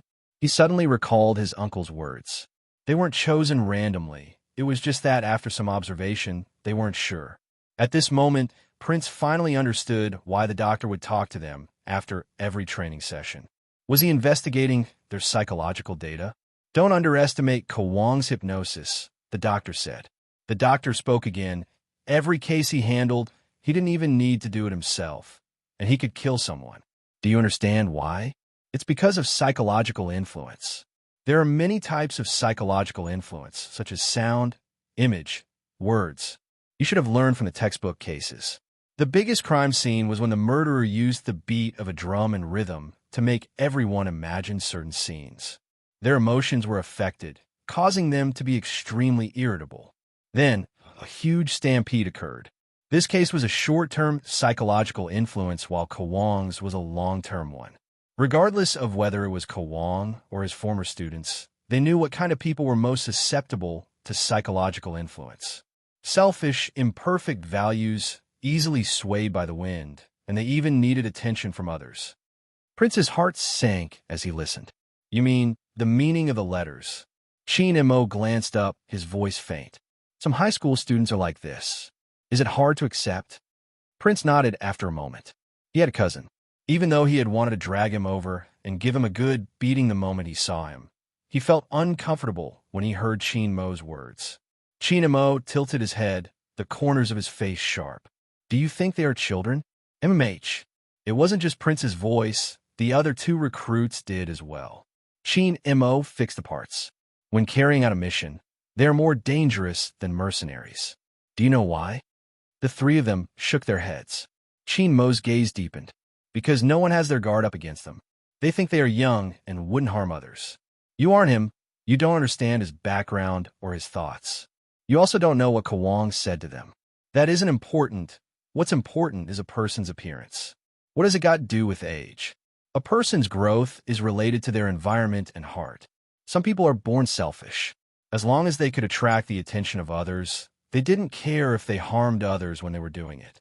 They needed this kind of attention. The younger a person was, the more unrestrained he was, and the more unscrupulous he was. It was true that the strong bullied the weak in this world, but what was the scariest was that he was poor, young, and didn't know anything. So if he made a mistake, he had to be forgiven. If he didn't forgive him, he would be overbearing. Even if he killed someone, he would be the most pitiful one. You had to face such a child. If such a child turned around and stabbed you after you saved him, how would you deal with him then? Prince's back trembled. He didn't know how to reply.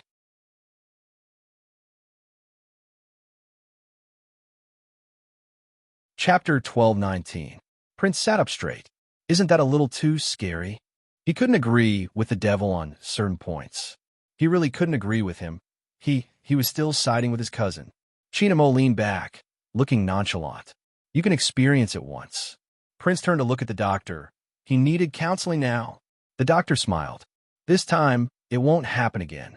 That's why we have to take action. Before Kawang activates the seeds, we have to destroy Kawang's nest. Prince knew how to grasp the main point. That means the situation boss mentioned happened? Can you tell me who carried out the mission? He wanted to worship the Almighty. I can't. The doctor turned to glance at Chin Mo, who had already closed his eyes. Perhaps no one knew. In reality, even those who participated in the mission didn't know what had happened. Their boss was the one who had climbed out of hell. Even until now, the doctor closed his eyes, recalling the scene of that day. It was just 6 or 7 high school students, but it seemed to be able to shatter one's understanding of the world.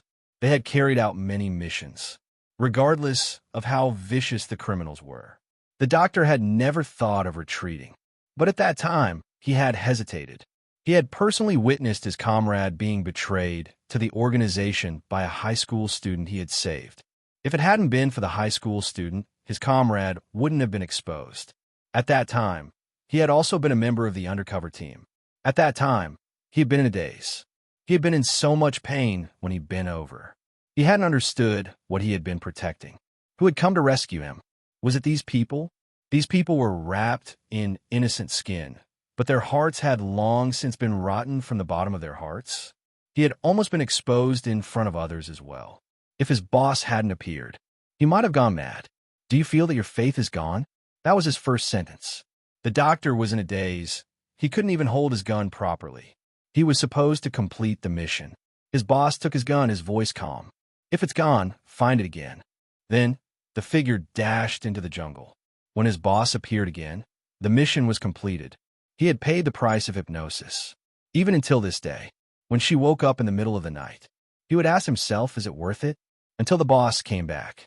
Only then did he understand what it meant to find faith again if you don't have it. Many years ago, a man stood in the sun and asked him if he wanted to join the army. That was a childhood friend, the comrade who had sacrificed himself. That day had finally arrived. In his most youthful years, he raised his right hand and faced the red flag. The scattered light shone on his face, and even his eyes were bright. I will bravely face all hardships and dangers, whether it is training or actual combat. No matter what kind of danger I face, I will remain calm and kill the enemy bravely. No matter what happens, I will remember my oath. I am willing to be a model soldier and will never give in. If necessary, I will sacrifice myself for the country. If necessary, leave the last bullet for me.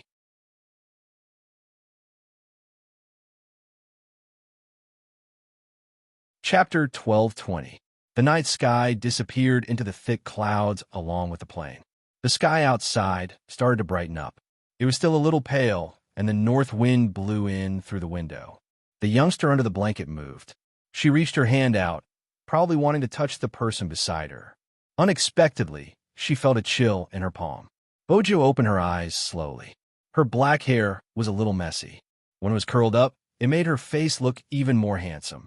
He turned his head to look at the time and furrowed his brows.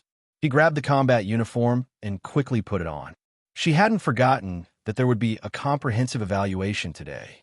This meant that there would be a military demonstration against O. Was it because of this that the Almighty's name was so high? Bojo thought about it as she brushed her teeth. Just then, the whistle sounded outside. She turned and looked at the height of the second floor. She didn't go down.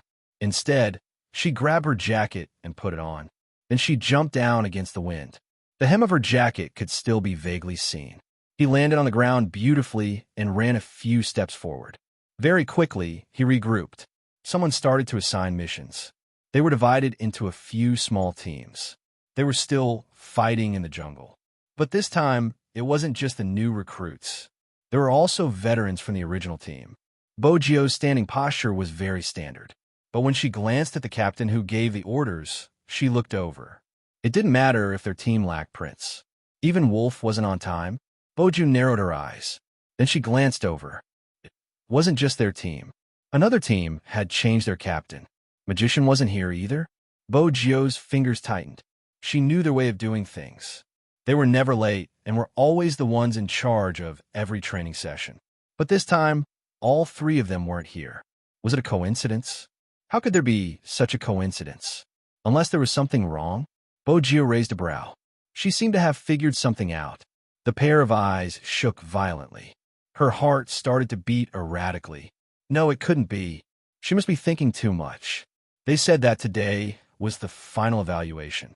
The more she told herself that, the clearer her thoughts became, especially since she still had the star tassel that the Almighty had given her. And his performance last night. He called her name over and over again. Bojo stiffened, biting down on her lips. It wasn't an illusion. It was not a dream either. By then, the Almighty would have already left. If that was the case, Bojo turned, heading towards the west.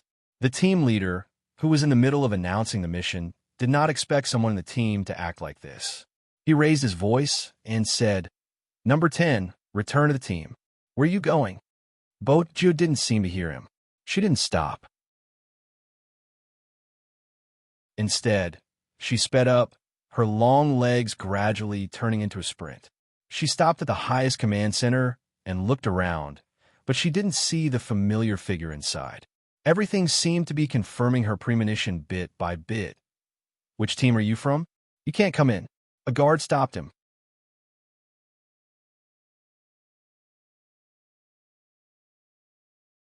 Chapter 12:21. Captain Sheen? The guard was at a loss. It was obvious he had never seen him before. Bojo loosened her grip. Her frail figure stood there. For some reason, the guard felt that he was being a little too presumptuous in stopping her. "Is there something wrong with you? If there's anything, you can make a report." But Jill couldn't hear what the guard said. The more she pieced together the information in her mind, the clearer some things became.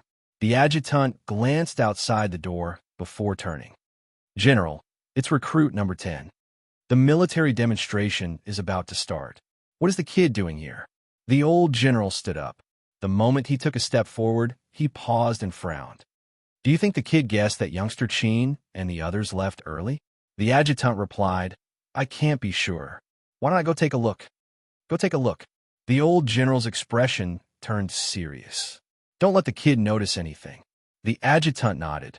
He knew that if number 10 had guessed that the mission had been brought forward, he would have to think of a way to keep him here. If he hadn't guessed it, they would have to wait a little longer. They could take action 2 days later. He shouldn't be able to sense it so quickly. Even though the adjutant thought that way, he wasn't very confident. When he walked out, Bojo walked over with her long legs. The adjutant asked his men to watch the youngster's actions. His heart was in his throat. Then, he received news that the youngster had gone to participate in the military demonstration. The adjutant relaxed and went to report to the general. At this moment, Bojo hid behind the trees.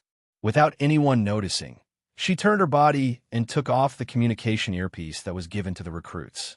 That was an indispensable part of any military demonstration. At this moment, Bojo took it off because she sensed that someone was watching her. Hence, she didn't show any difference. Instead, she quickly returned to the team and sneaked into the forest. But the next moment, Bojo glanced up and glanced at Bing. She took off her rifle and placed it at the side. Then she walked in the opposite direction. No one had expected the youngster to leave the team silently and return to the training ground. Even the old general received news that Bojo had entered the jungle. Logically speaking, at this point in time, the young man should not have appeared at the place where he had left in the beginning. But Bojo had indeed returned to the military camp. That wasn't all. Without her rifle, she moved extremely quickly. She was dressed in her military uniform and glided across the training ground. She held onto the railing with one hand and leaped over the training ground, heading straight for the Lamborghini parked under the tree. Bojo's voice was raspy, but she moved quickly. She pulled the car door open and said, "Unlock." After spending a few days together, Xiaohei had already given up hope that its master would drive it away. After the intelligence system was activated, its voice sounded. "Okay, master, you can start your lovey-dovey mode. This time, I will definitely be a qualified listener." As a car that could understand human language, what else could it do? Instead of choosing to be destroyed, it would rather happily accept the fact that its master had been bewitched by the demon. But what Xiaohei didn't expect was, this time, Bojo didn't support her chin with one hand on the steering wheel and smile faintly like the previous 2 times. Instead, she turned her head and pulled on the seatbelt. The face in the rear mirror was handsome and exuding a dark aura. Fuel level detection. In that instant, the atmosphere in the car changed, even though he didn't know why. But Xiaohei knew that its master was going to drive it away. The system said 80% fuel can drive for more than 200 kilometers. Connect to the network communication device, Bojo said as she adjusted the settings. The intelligent navigation system showed a 3-dimensional image. Network connection completed. Import the driving memory and find the weakest line of defense. Bojo's eyes lit up. Navigation completed. Go straight in the 9 o'clock direction, Little Hay said. Bojo turned her right hand and swung her tail beautifully. She didn't waste any time as she sped along the route. The top-notch sports car with smooth lines seemed to have returned to its original form. It wasn't just a car that was parked in the military camp for people to view. Bat speed was one of the fastest in the world. Everyone who loved cars knew that. That was because no one had expected someone to be able to start Cheen Mo's sports car. It was already too late by the time the garrison troops realized it. Moreover, most of their attention was on the military exercise. Hence, no one knew that Bojo had driven out of the military camp. When the old general heard the news, the phone rang. The person on the other end of the line spoke slowly. The person on the other side of the phone said slowly, "Old Chief, I'm here to apply for my soldier's discharge. To be honest, I didn't expect this person to not be selected into the Special Operations team. Now that she has returned to her original unit, the process has started again." The old general recognized the voice, and his eyes widened in shock. "Little Tang, you're trying to snatch someone from me again. Let me tell you, anyone can retire, but this technical soldier can't. Send it back." Tang Mo was stunned. "Old general, she is my soldier. How did it become me snatching her?" The man smiled. "Besides, it isn't that I don't want to send her back. She doesn't want to go back." The old general was anxious. "I promised someone to keep her in the military camp."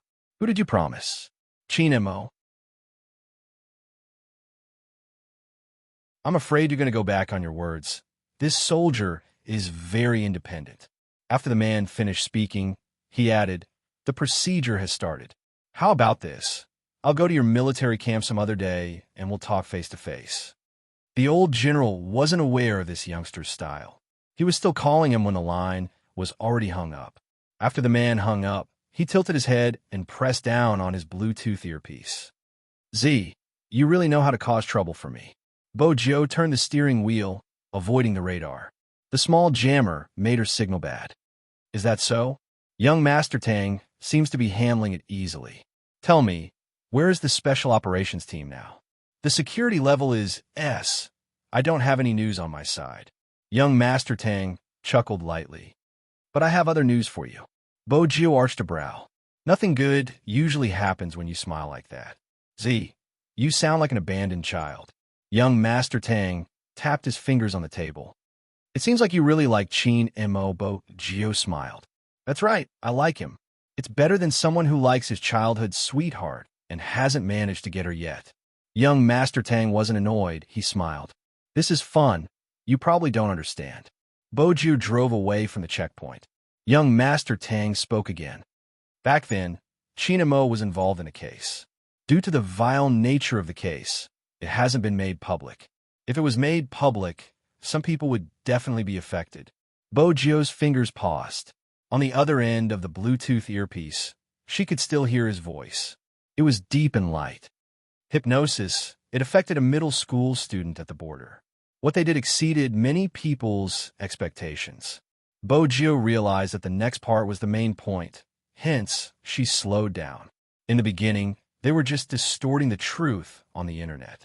Just like what you experienced in Jiang City, the infringers were extremely arrogant because of this group of people supporting them. They didn't care about right or wrong.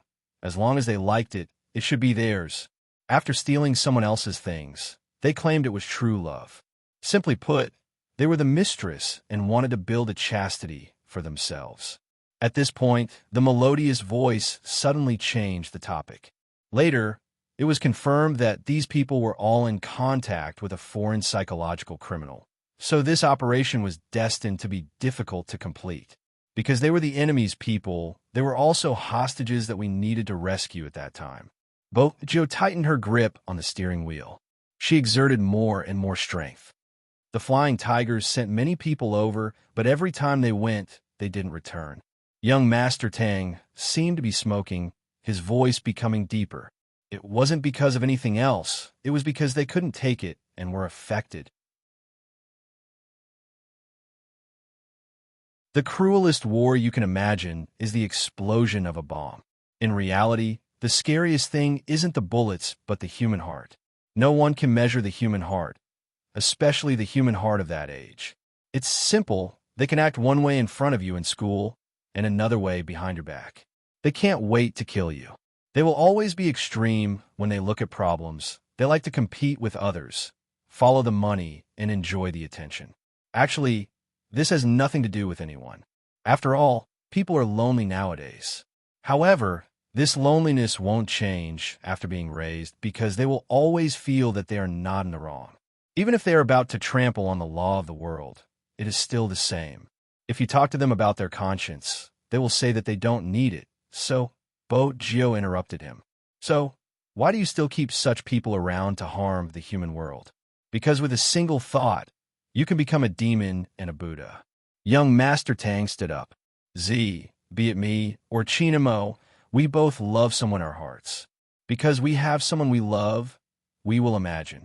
Even if we see the slightest resemblance to that person in these children, we will stop and tell ourselves that we are here to save them. This has nothing to do with good or evil. But once our hands are stained with the blood of the innocent, we can no longer hug someone openly. I don't know what other people's beliefs are, but I can roughly guess Chinmo's. That year, when he was carrying out his mission, he probably had someone supporting him in his heart. That was why he was able to last till the end. But the more he did so, the more dangerous it was, because once that person was gone, Chinmo's mental state would crumble. Bo Gio increased the speed of the car. She suddenly understood something. Hence, she was filled with regret. Why was she so stupid? He had lost all his memories of her, all the bits and pieces of their childhood. It was because she was the knot in his heart. He hadn't slept for so many days. He didn't feel safe, and he didn't even like the night. Was it because in his subconscious mind she was gone? Little Bo Gio, listen carefully. Now that you have spent money to buy me, you can't be half-hearted in the future. You can't be like those brainless girls in television dramas, disappearing whenever you want. If I have done anything wrong, you can tell me. I might not change, but you have to remember, a master can't abandon his pet or it will die. Bo Gio was still in a daze. The little tiger's ear was still being pulled.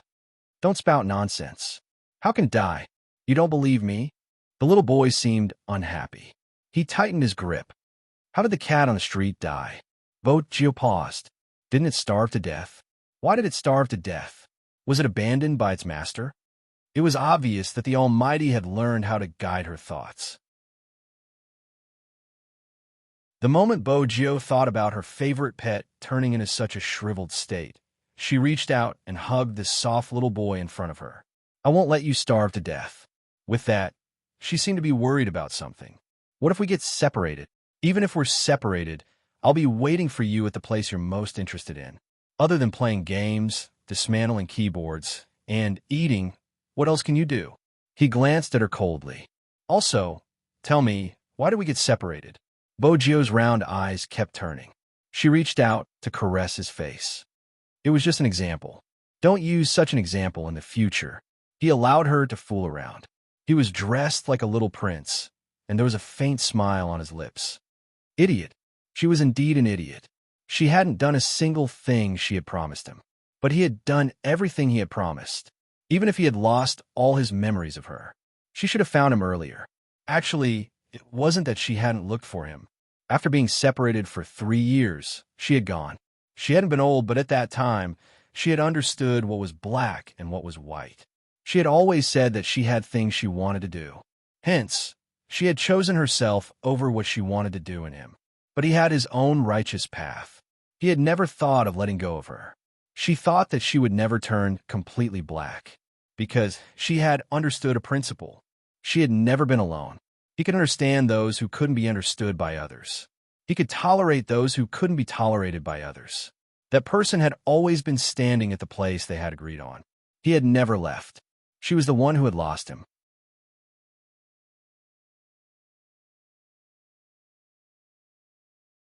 Chapter 12:22. In the afternoon, the sun was blazing. On the desert, the silhouette of a Lamborghini rushed out of the thick fog.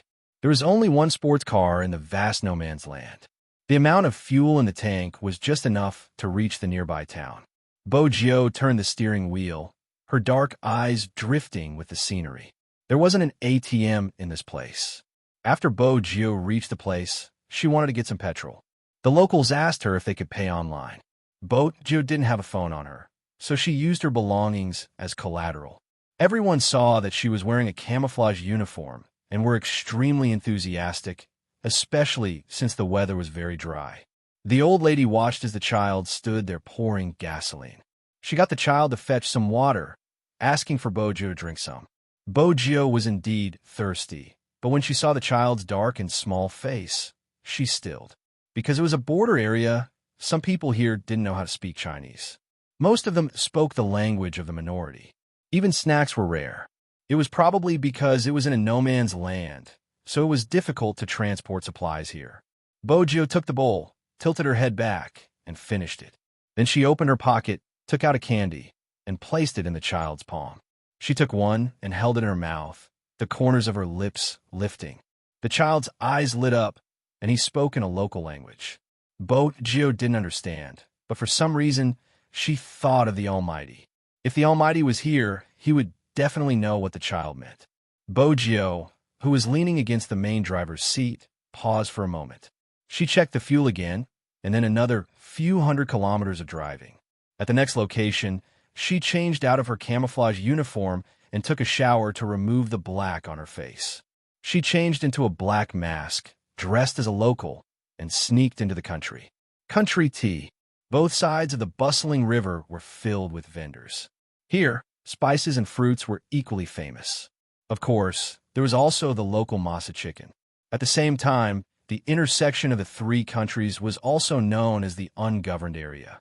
It was located in a mountainous area with a unique landscape, lush forests, and beautiful scenery. It sounded very beautiful, but because of the climate and area, it became a natural barrier in Plantation Base. A pure black business car. It looked ordinary from the outside, but inside, there were many videos and local maps. The people in the car had already changed their clothes the moment they got off the plane. Chin Mo wore a suit and a pair of gold-rimmed spectacles, successfully hiding the sharpness in his eyes. However, his noble aura couldn't be changed, so Prince's scalp went numb. The more the great demon king acted like this, the more terrifying he was. However, what he didn't understand was himself. What was going on with this leopard fur coat? And the big gold chain around his neck. Why did he have to wear this outfit that he despised the most? He turned his head to look at Magician. He was wearing a very handsome leather jacket. Wolf was the same. Because of this, Prince risked being glanced at and asked, Boss, what are we going to do? Recently, Kawang's business isn't doing well. Chin Mo's voice was faint. Prince was stupid.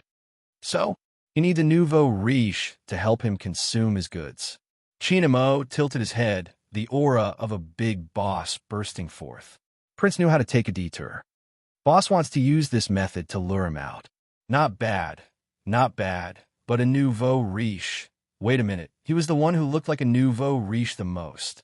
Boss, pardon me for asking, but why did you choose me? He couldn't possibly send him to his death. Chin Mo's voice was still the same.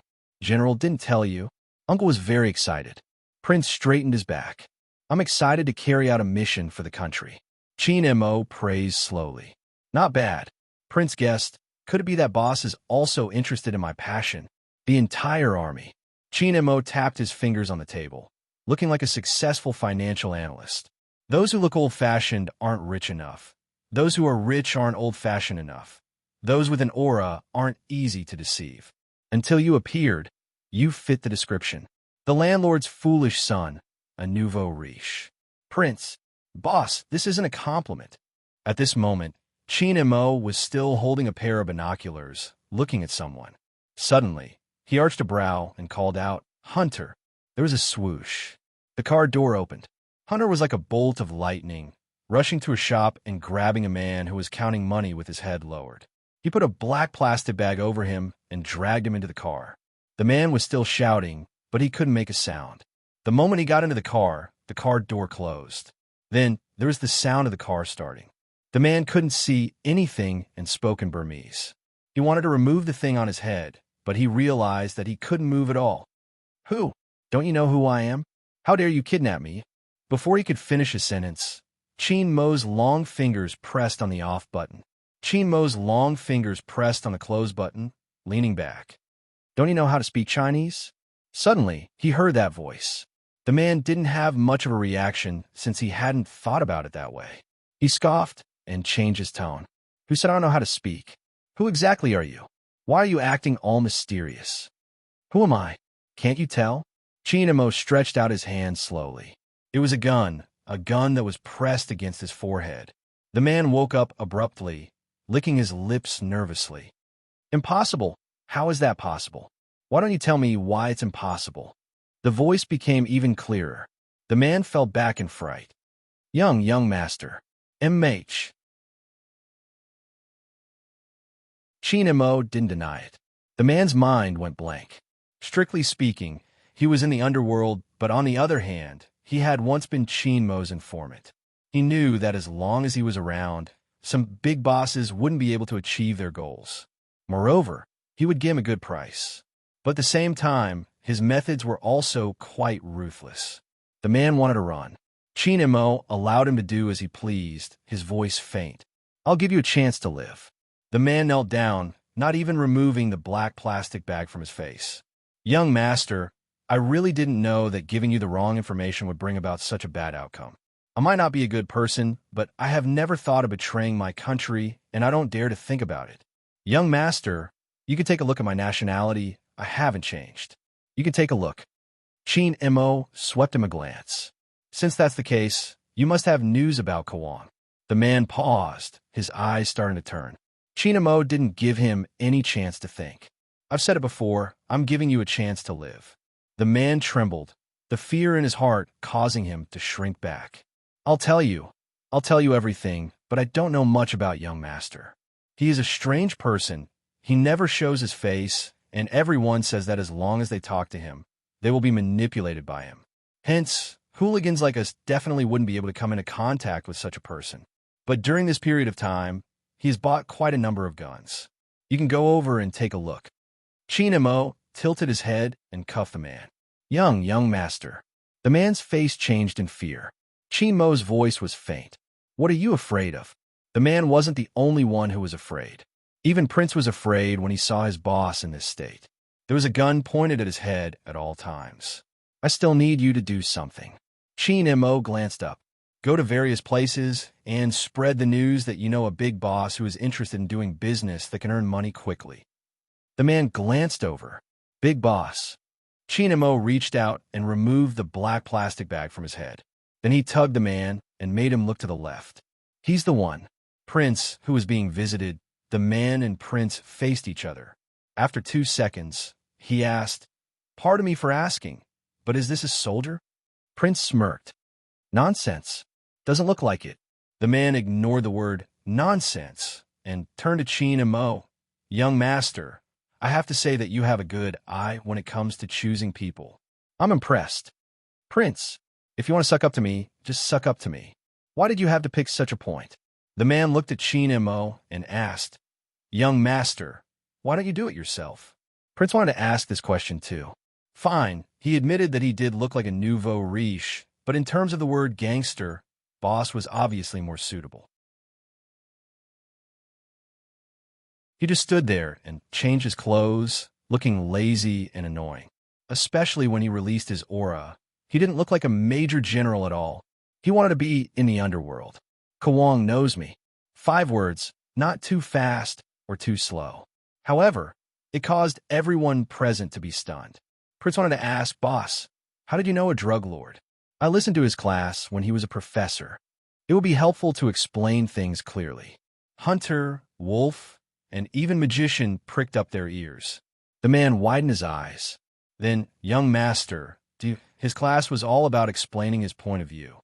Even though it sounds beautiful, it's actually a high-level, multi-level marketing organization that scams fools."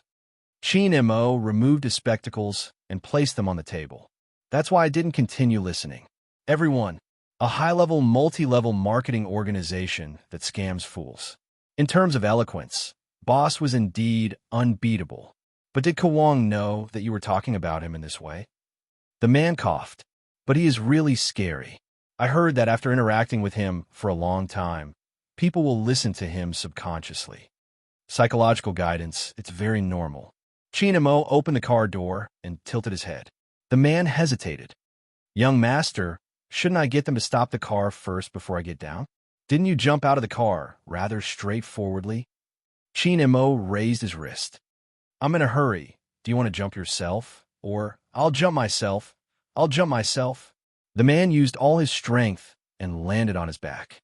He rolled 3 rounds, his waist aching terribly. He reached into his pocket. There was a stack of money and a bullet inside. The moment he touched the bullet, his entire body stiffened. He didn't dare to have any other thoughts and started to hop on one leg. Hunter looked at the figure in the rearview mirror. This time, he was completely obedient. As prince, he had never imagined that there would be a day when he would start a big business. And this big business had the devil as his investment consultant. After receiving the information from the informant, they arrived at an ancient building. The fragrance of the building lingered in the air. The person sitting at the head of the table took a sip of tea and raised his hand, signaling for the woman who was dancing to leave. Then he asked, "Do you want to do business with me?" "MH," Chinemo replied. He stuffed one hand into his trouser pocket, his gold-rimmed glasses reflecting the light. Sometimes, Prince admired this trait of his boss. It was rare to see someone who could talk business without batting an eyelid with a knife on his neck. "I heard that the goods here are good. My boss is very interested. Of course, he doesn't do this business. Just treat it as making a friend." When Chinemo said this, he took a sip of tea. Prince sat at the side and thought to himself. Similarly, a knife was placed on his neck. His aura couldn't be weak. But how exactly did his boss ignore the other party's ferocious gaze? Old O was one of the top firearm suppliers in the Golden Triangle. He had a complicated bloodline and never showed mercy. But no matter what, he was always concerned about benefits. When the other party pushed a small box of money over, he was already tempted. However, he was wary of the three people's identities. After all, it was too strict now. He was slightly worried that they were spies sent by someone. He turned his head and said to the person beside him, "Go and investigate." "Yes." The person retreated. Oldo then continued, "I'd just like to make friends. How do you read that poem?" The moment he finished speaking, Prince felt the pressure on his neck disappear. Then he heard the voice of his current consultant. "A bosom friend in the sea is like a neighbor in the distance." Not bad. Old O seemed to be relieved that the other party didn't hide his identity. "How many years has it been since I heard a Chinese poem? How nostalgic." Prince turned his head and looked at him. "Consultant." Chinemo drank his tea and said faintly, "Boss O is a scholar. You can tell a thing or two from this pavilion." "Prince, how can you follow up with such a sentence?" "Boss, you can tell someone's hobbies from their decorations. How did you learn this?" "Ha ha." Oldo seemed very happy. "Brother, you must stay for a meal. We can also talk about poems." "Prince, F***, this line is unbearable." "Old man, to be honest, do you know who said this to whom?" "You could say it to my boss. However, boss mustn't accept this meal. It was a Hongmin banquet. Even if they called each other brothers, as if they had transmigrated, he still mustn't accept it." "Not today," Chinemo said. Oldo narrowed his eyes. Chinemo casually placed the teacup down. "Tomorrow, boss and I will bring the money to collect the goods. We can chat with Mr. O, Prince. Tomorrow will be even more dangerous. Boss, do you really not want to go back?" People who didn't understand psychology wouldn't understand what Chinemo was trying to do. As they spoke, Old O's murderous aura dissipated. In addition, the person from the other side walked back. He leaned over and said in Old O's ear, "I've checked. He is from China. His family is in the mining business and is involved in the real estate and entertainment industry. The police don't have such a person." "Are you sure?" Old O lowered his voice. The person lowered his gaze. "I'm sure. No one knew. Old O and the others only found the information that Chinemo wanted him to see, hacking into the network system. And when the other party asked for information, at the appropriate time, the previewer link was inserted. This way, as long as the other party used the internet to search, they would definitely see this information. In addition, if they hadn't made preparations in advance, this wouldn't have happened. No matter how the other party inquired, their identity would be real and all real information related to them would be erased. This was arranged every time they carried out an overseas mission. In addition, no matter how powerful the other party was, they could only find the police and ordinary troops. They wouldn't be able to find them. Prince only saw someone holding a knife to his neck. He didn't realize that long before they came in, Wolf had already disappeared. The best sniping vantage point, the direction in which the long gun was pointed, was Old O. This was Chinmo's plan. As the prey, Old O didn't realize that he had fallen into the other party's trap. It was also because he believed in the information that when he looked at Chinamo again, it was as if he was looking at a big client. Brother, tell me the truth. You are the one in charge here, right? Chinamo smiled. Sir, you have sharp eyes. This time, as the consultant, I am indeed the one in charge. My main task is to guide little boss. It is rare to see a talent like brother, Old O continued. Prince felt that between the two of them, Old O and his boss were like old friend at first sight. His boss treating Old O was completely a trap. However, when would this old-fashioned way of chatting end? He really couldn't take it anymore. He had to admit that his boss was also a talent in this aspect. No matter what the other party said, he could maintain his composure. He was a top-notch talent. As they chatted, Old O couldn't stop talking. If his subordinate had someone like brother, it would be a blessing in his life. Prince, F***CK. Did he think he was dead? How could he be so brazen in trying to poach him? At this moment, his boss gave him a look. Prince knew it was time for him to appear. He directly brought out the side of him from before he joined the army. Not only was he sloppy, but he also loved to throw money, although he didn't want to admit that he had done such a stupid thing in the past. But now, he indeed didn't feel out of place. He took the money and slapped it. He raised his eyebrows. After saying so much, where are the goods? If you don't want to show it, don't hide it. There is money here. Oldo raised his eyebrows. Chinamo said calmly, What did boss say before we came out? Prince subconsciously shrank back when he heard his boss's voice. I'll listen to you. Hee, there has to be an end to any business. That impatience successfully created his image as a nouveau riche second generation. Oldo laughed. Since you were so straightforward, brother, bring the money tomorrow to collect the goods. But there's one thing you can't do in certain places. Chinamo put down the teacup again, his eyes moving. Prince paused for a moment before he understood. It was time for him to say his lines again. He crossed his legs and said, We're just here to buy some guns for fun. As for business, we're only interested in things that earn us money quickly. We're here to get the goods. Guns are just for our daily needs. Oh, it was obvious that in that instant, Oldo thought he had found out about some secret. After all, Chinamo, who was sitting at the side, frowned. Then he took the suit jacket that was draped over the wooden chair. His mood was still calm. Children don't know the rules. I hope sir won't take it to heart. Not at all. Who hasn't been young before? Oldo smiled very amiably. He twirled the Buddha beads in his hands. Just by looking at him, no one would think that he dealt with guns. They would think that he was an old man who believed in Buddha. However, in such a place, everyone worshipped Buddha. We will visit again tomorrow. This was Chinmo's last sentence. This time, when they left, Oldo didn't feel anything was amiss. Instead, after they left, he turned his head and looked at the shadow. You heard everything? Of course. Hearing the sound, a person walked out. This person didn't look like someone to be trifled with. There was even a tattoo on his face. He was in charge of all the contact with the outside world. He called himself Scorpion and was currently Kawang's most trusted person. Oldo took a sip of tea. It seems like the other party wants to do business with you. What do you think? We aren't sure of his identity yet. It's hard to say. Scorpion sat down, his fingers sliding across the blade. Oldo arched a brow. You aren't sure of his identity? You heard it just now. My men have checked. He isn't from the police side. I will tell Wong about this. Scorpion stabbed the dagger on the wooden table. Let him analyze. If there's a problem with the other party, and he is from China, we can use him as a sacrifice. When he heard the word China, Old O frowned. We're doing our own business. Why do we have to go against China? This isn't a wise move. Since we're talking about this topic, Wong asked me to ask you. Scorpion lowered his body. Why don't you expand your business to China? Wong also said that as a business partner, he will help you find a market.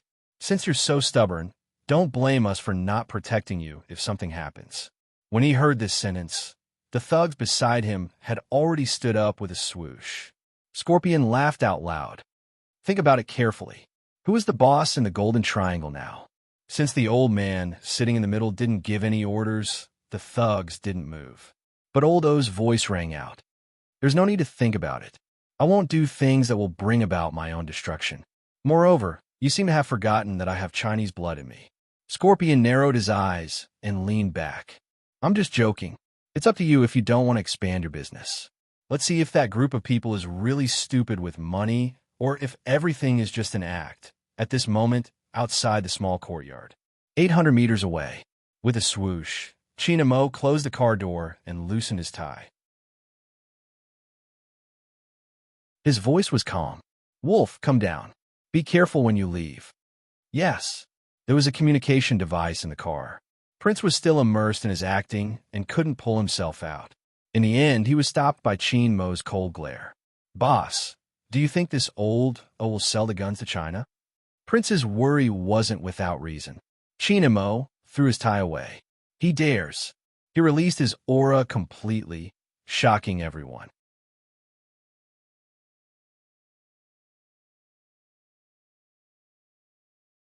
Chapter 1223. Swoosh. There was another sound of a car door opening. It was Wolf. After everyone was picked up, Hunter could finally relax. Magician asked, Boss, what are we going to do next? Show our faces at the market? There's no need. Chien Mo glanced up, his voice calm. While I was talking to old Q just now, I had an unexpected gain. Unexpected gain? Prince was confused. What gain? Why didn't he know? Chien Mo glanced at Fatty's laptop, multitasking. The customers in the pavilion weren't just the two of us. There was another person. There was another person? Why didn't he see him? Chien Mo tapped on one of the messages. He would appear there at this time, but he didn't even come out. It must be him. Scorpion, all of Kawang's activities in the outside world are carried out by him, selling goods and purchasing guns. We were sitting in the pavilion for a long time, but he didn't appear. He should be observing us. Fatty. Yes. What's the situation on your side? Fatty removed his earpiece, a mischievous smile on his face. As expected, boss, the other party investigated you and Prince. All the traffic on my website came from him. What do you mean? Prince widened his eyes. They investigated me and boss? But on second thought, it was true that they would investigate. Prince hadn't expected their disguise to be so meticulous, but the other party hadn't let down their guard. Was this the difference between a country and a foreign country? If it hadn't been for his boss, one sentence would have been enough to make the other party raise their guns and keep them there. It seemed like he had to be more careful in his next actions. Fatty tapped on the keyboard and turned to Prince. It's easy to deal with this place, but Kawang's side isn't easy. Ordinary people wouldn't be able to see anything wrong with my website, but Kawang has a hacker under him. He might be able to see through it. Hence, we have to contact Scorpion as soon as possible and use him to break through the organization. Wait for him to contact us.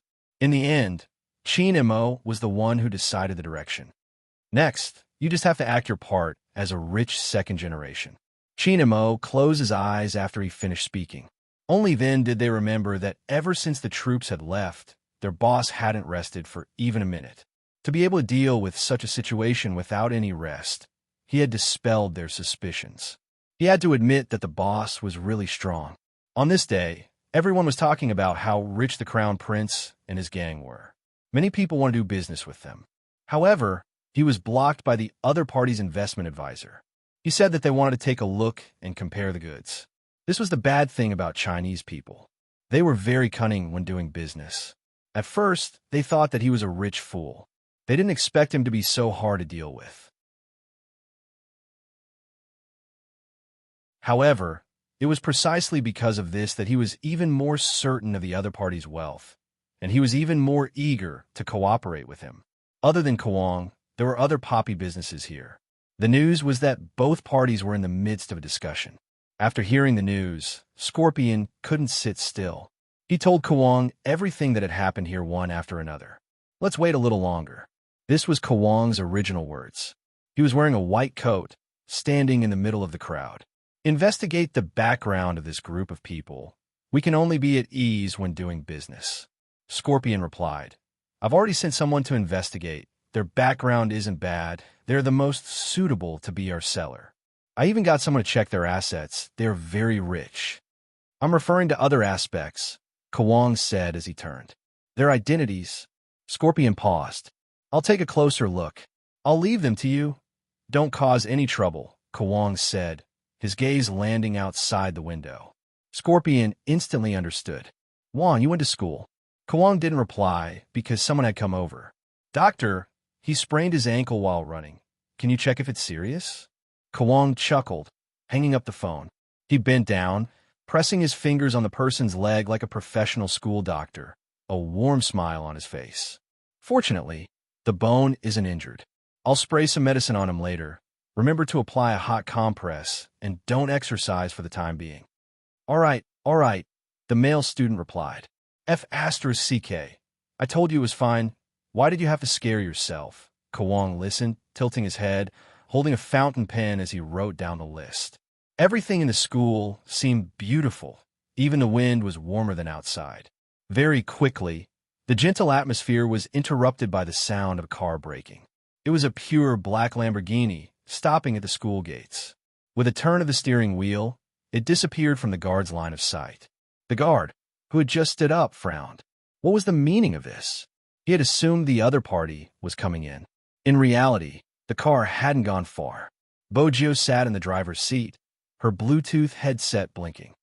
This is the school? MMH. Hoshino's voice came through. Your location isn't wrong.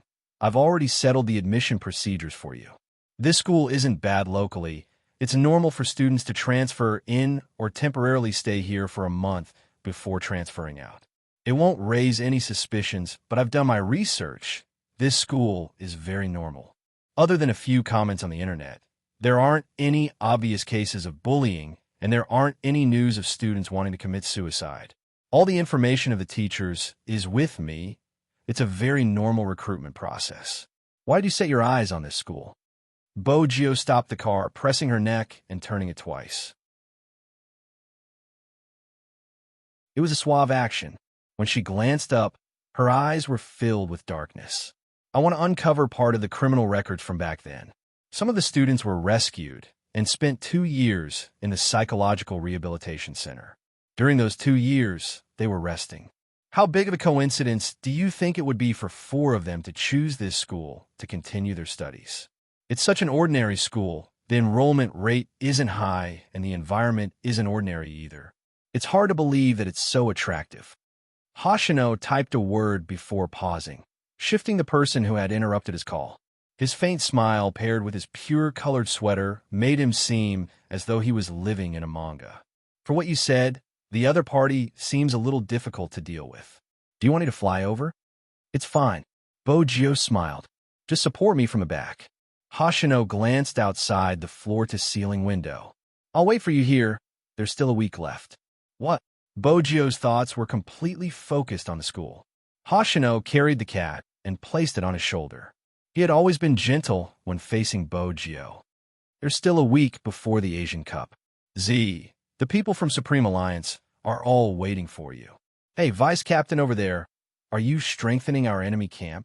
Yu Cixin couldn't stand the fact that someone was ignoring him. He raised his voice with a lazy and mocking tone. Bojio heard him and arched a brow. Why is it him again? Hoshino smiled, but didn't say anything. Bojio pouted. Why didn't you throw this young master out? I can't throw him. Hoshino walked to the side of the table, probably to get the cat to leave. Unfortunately, there were times when a certain cat wasn't cooperative. It was obvious that it followed its owner very well. Yu Cixin was very smart. He held onto the table and laughed. Are you bad-mouthing me? Bojio heard this sentence. She was frank, a devilish smile on her face. It seems like a certain gang is about to close down. If not, how could they tolerate the head of a family freeloading outside? Z, I didn't like you in the past, but now. Yu Cixin paused. The sharpness in his eyes explained everything. Hoshino roughly understood that some people were born with incompatible auras, for example, these two. But very quickly, the other party hung up. When he turned back, the ruthless 10th sect, which was feared by the underworld, had a cold expression on his face. It was obvious that he had lost the argument. With a wave of his hand, his phone was destroyed. Hoshino sat there with a cup of coffee in his hand. He didn't care about the other party's actions. After all, he had already sent the message. If it was possible, he wanted to fly over. After all, there were too many uncertainties in the operation in the school. If he couldn't find anything, he would be even more worried. Of course, Bojo wouldn't come to this school without any preparations. No one could find the operation team. Young Master Tang could only provide her with such information. After discovering this phenomenon, the military had sent people to investigate in secret. Based on the information Bojo received, there were 3 teachers who came from the military. But strangely, no matter who came, they couldn't find anything strange. Ever since she found out about the mission Chinamo had taken in the past, Bojo swore that she wouldn't let him fall into such a situation again. Since she was going to save him, she had to make things simpler. Little Blackie, find a place and wait for me. Don't forget to lock the door automatically. Bojo reached out, lifted the black bag, and slammed it onto her shoulder. She pushed the car door open and walked towards the middle school that wasn't far away. This time, she didn't have silver hair. Instead, she had dyed her hair black. She looked like a clean little brother that people often saw in school. The school uniform here was different from the one in Jiang City. It was a very Chinese sportswear. But even so, the clothes didn't fall down on Bojo. Instead, it made her look more refreshed. Bojo's blue jacket was half open and she wore a white t-shirt inside. Bojo appeared in front of the security guard. The security guard didn't stop her. He assumed it was a student who was late after the lunch break. But when did such a handsome boy appear in their school? The security guard was still questioning her when Bojo walked towards the teacher's office. She had always trusted Hoshino's efficiency. It was a perfect identity. When the teacher from the teacher's office saw Bojo, she glanced at the information on the computer. Then she lifted her head to look at the student. With his face, it was no wonder he had delayed his studies because of a girl. Even if you only stay here for a month, I hope you can integrate into our class. This year is very important to you.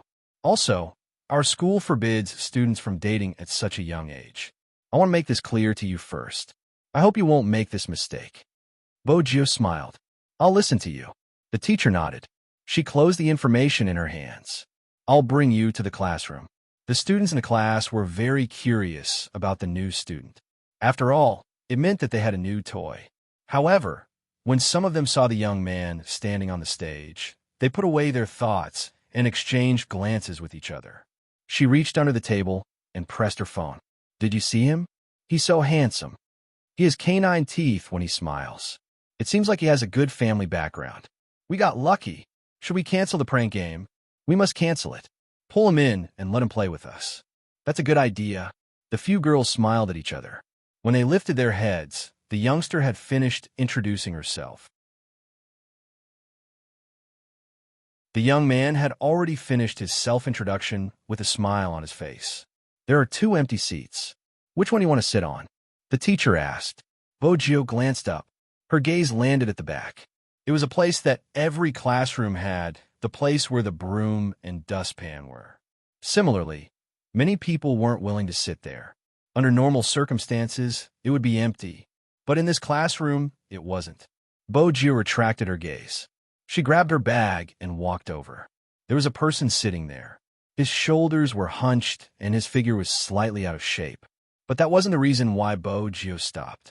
It was because of the injury on her face. Even though it was covered by her hair, the injury was still visible. It wasn't obvious and others might not have noticed it. But Bojo was too familiar with it. She placed her bag down with a thud. Even the teacher from the teaching department frowned, but she didn't say anything. On the other hand, the girls narrowed their eyes. Why is he sitting there? He doesn't know the rules here. He will understand in a few days. That poor B** starred is really lucky. Hell, wait and see. It was a chat group. Many people in the class were in it. Whoever wasn't in it meant one thing. That person had been kicked out by them. In essence, being kicked out meant abandonment. Those who didn't know anything and liked to lie were poor. They weren't fit to be with them. This was probably the easiest psychological cue to trigger at this age. Most of the time, the formation of such psychological cues was due to the environment. It was a simple matter. If the environment was different, the growth of the child wouldn't be different. In a class, if there were more than 10 students who liked to compare and use money to settle things, the atmosphere would change. Especially for girls.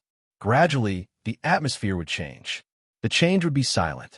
Unknowingly, everyone's topic would change to, "Your shoes are so beautiful. Which brand is it? I want to buy a pair too. Or, my dad gave me 1,000 today. I'll send red packets in the group, or treat everyone to a meal. The phone is so hard to use. I'll change to the iPhone 7. Perhaps a long time ago, everyone was not like this. As for when exactly it started to change, even they themselves did not know. There was nothing wrong with spending money. There's nothing wrong with having too much money to burn. The problem was that the money parents earned in 3 days might only be enough for their children to treat their classmates to a birthday party. Every parent didn't want their children to look more pitiful than others in school.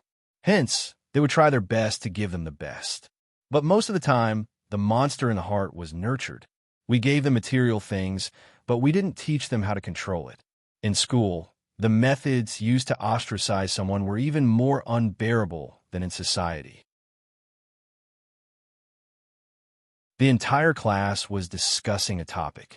No matter what you said, they wouldn't allow anyone to interrupt. Regardless of whether they were pretty or not, the girls who liked to huddle would sit together during breaks or go to the washroom together. Bojo chose to sit at the back, not only because she saw some problems, but also because she could see the entire situation in the classroom. In just a minute's time, she could already tell who was in control of the class. That's right, it was control. Anyone who was observant would be able to see that the entire class revolved around the 5 girls. They loved to set the pace. The more they did so, the more attention would be focused on them. It was obvious that they enjoyed the attention. At the same time, Bojo could tell that there was something hidden in their eyes when they glanced over. Perhaps this was the difference between pretending to be a teacher and a student. When you are a teacher, you will never know what kind of undercurrents are surging in the classroom. Perhaps the plump girl had already felt it, which was why her expression changed. Bojo twirled the pen, her voice low. "Someone bullied you?" The girl turned her head and looked over, her eyes red. She hesitated for a moment but didn't say anything. Instead, she pulled the wooden chair out. Even her back was slightly hunched as she walked out. As soon as she went out, the other girls followed her out. Bojo placed the carbon pen down. Before she could put on her jacket, she had already disappeared from her seat. Bang! One of the girls reached out and pulled her into the washroom. She looked down. "What's wrong with you? Did you get to know a new classmate?" The man shivered as if he was very afraid and shook his head. "Softer, you'll attract the teacher's attention." Another girl lowered her voice. "But the transfer student today is really handsome. Why would he come to our school? What's so strange about that? Most importantly, this person should stay away from the handsome guy, understand?" Unexpectedly, at this moment, the girl who was pushed spoke. "There's something wrong with him." "Who's wrong? Are you suffering from persecutory delusions again?" The girl pressed her face down. "It's true. Believe me, there's something wrong with that transfer student. He even asked me if someone bullied me. Someone like him won't be able to blend into our class." The girl wanted to get out of her current situation. If someone else had appeared, she wouldn't have to suffer such treatment. From the looks of it, the transfer student was her best chance. The girls glanced at each other. "Is he another infiltrator? That's not possible. Wong told us to be careful of the teachers, but the students? Do you think someone would disguise as a student? Besides, he looks to be the same age as us." "But how are we going to explain what he heard? He's like this every day. He just wants people to know that he's being bullied." "It's normal for a transfer student to ask about it." One of the girls laughed. "You guys don't understand her tricks, but I do. I was fooled by her previously. She said that her family is rich and so on and so forth. She even called others to ostracize me. Luckily, she was exposed in the end. Her family is just an ordinary worker and she still dares to pretend in front of me. How can she be more noble than me? Tell me." Pung! Another sound rang out. "Don't think about finding someone to replace you." "That's right. In the past, I thought she was rich and used that to order us to do this and that. Now, you have nothing to say. I'm warning you, don't think too much. If you don't know your place, I'll push you into the toilet." As the fat girl quieted down, the conversation gradually disappeared. Less than a minute had passed. The girls walked out, chatting and laughing. They didn't expect to see the transfer student after coming out. He was still as handsome as ever. When he raised his eyebrows, there was even a hint of evil in it. They blushed. Bo Ju stuffed a hand into her pocket and glanced over. She wasn't looking at the girls, but the person at the back. So that was it. The people in this school. None of them were as innocent as the outside world. Hence, no matter who came, they wouldn't be able to find anything. It wasn't that there weren't people who had been bullied. Instead, the people who had been bullied had bullied others before. The more they were in this state, the darker their hearts were. They had already become one with these people long ago. There was no saving them. Bo Ju retracted her gaze. Her thin lips curved upwards, carrying a hint of indifference. This was probably the biggest difference between her and the Almighty. The environment was definitely a factor that affected people. But Bo Ju always believed in one thing. The good and evil in human nature were determined from the start. In her heart, some people weren't worth saving. Just now, she had been too anxious and wanted to find a breakthrough point. Next, she couldn't reveal anything else. That Wong was the person she was looking for. She looked around. These people weren't the Kwong who could give people hypnosis. Although Hoshino hadn't found any information. But Bo Ju was an internet user.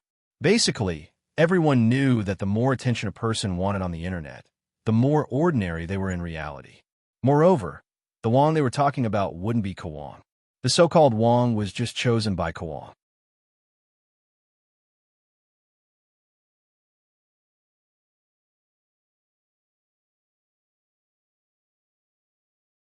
Chapter 1224.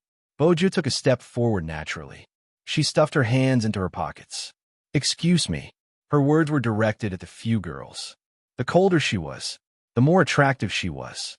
Moreover, Bo Ju didn't seem to have any intention of stopping.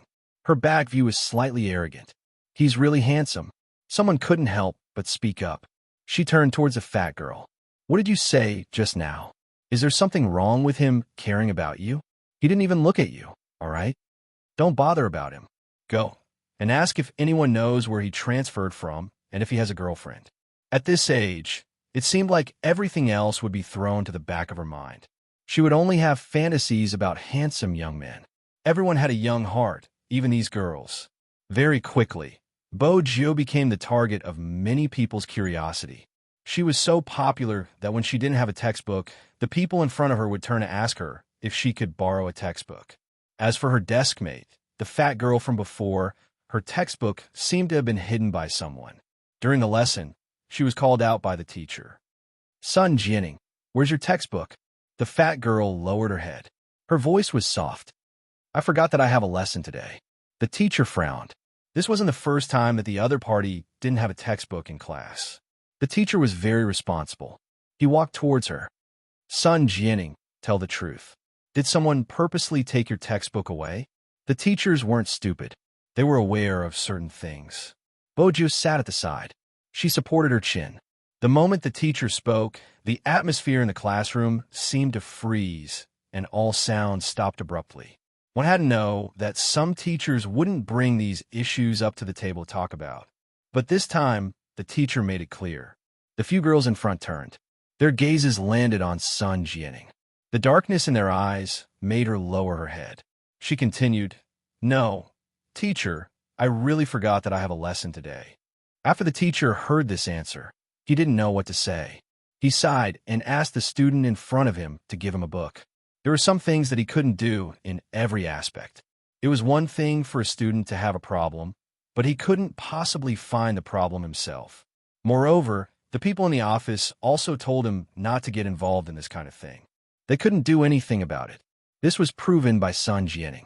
This girl had a bad temper in front of her parents. Once she came to school, her whole person changed. She never said anything about what happened.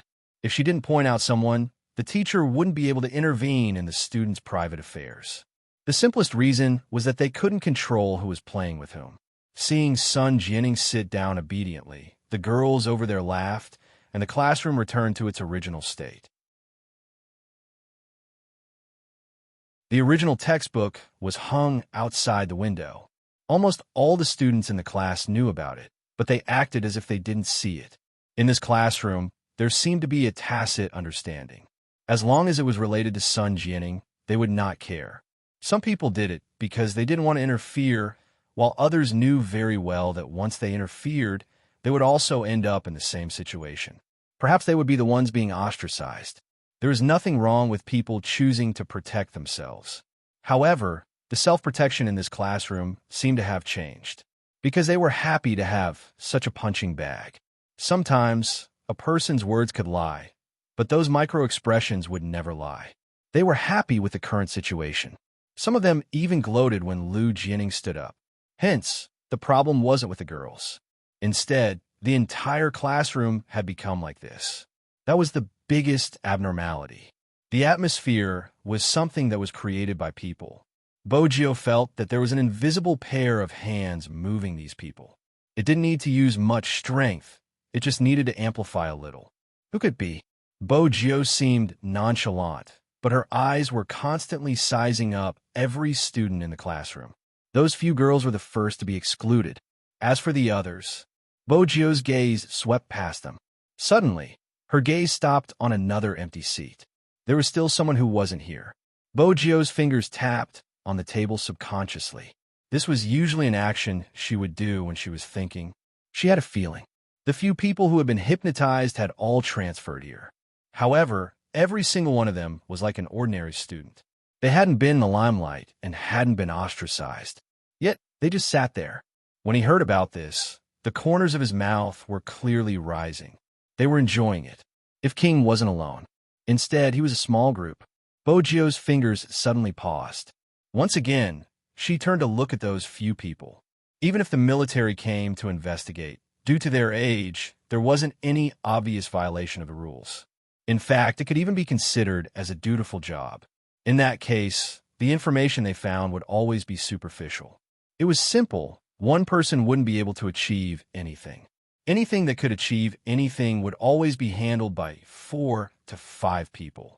There must be something she hadn't come into contact with. What exactly was it? Why?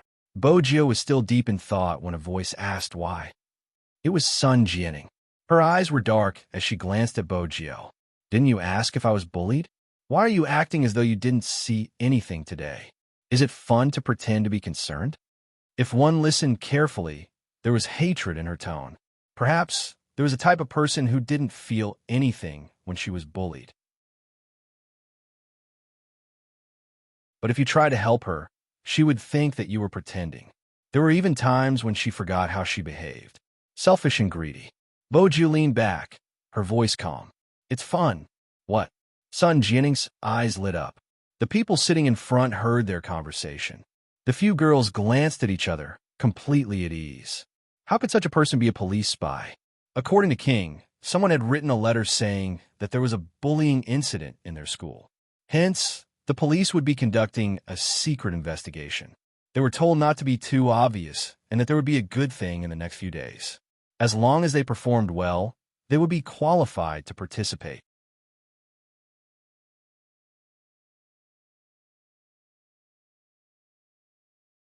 Chapter 1225. The more she wanted to accomplish something, the more time she felt was tight.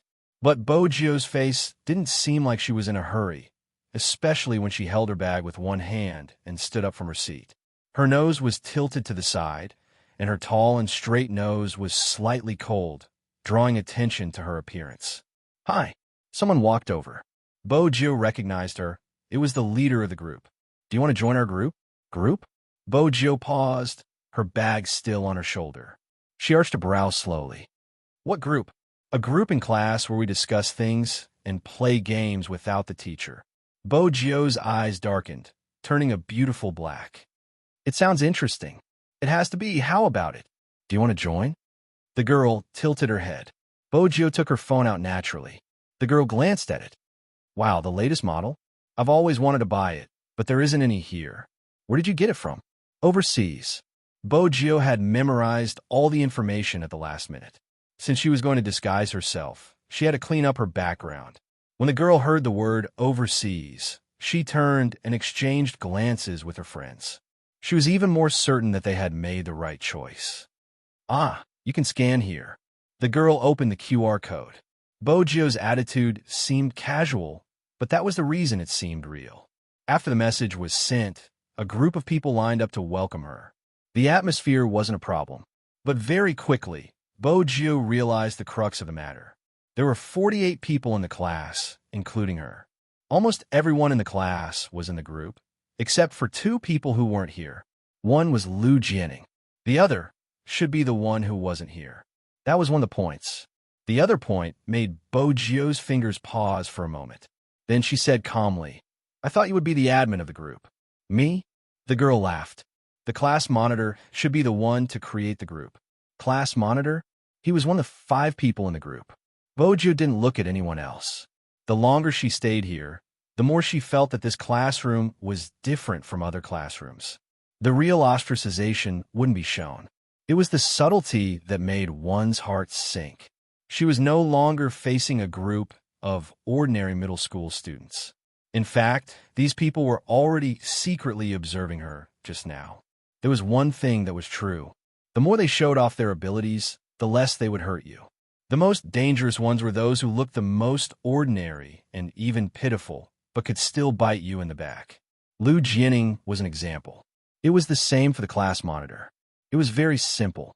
Apart from these few girls, the rest of the people who often talked in the group were those few.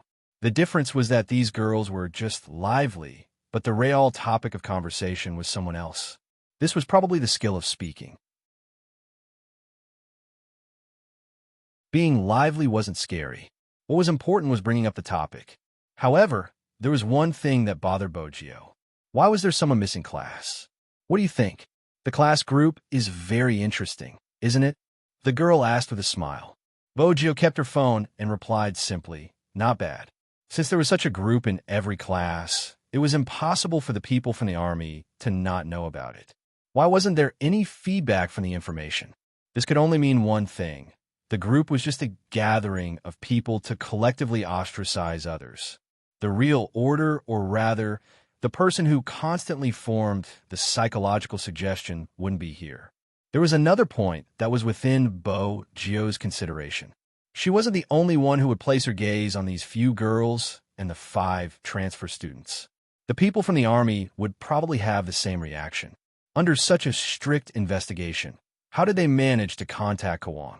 Unless Bojo clenched her fists as though she suddenly understood all the information. No, that wasn't right. Her train of thought was wrong from the start.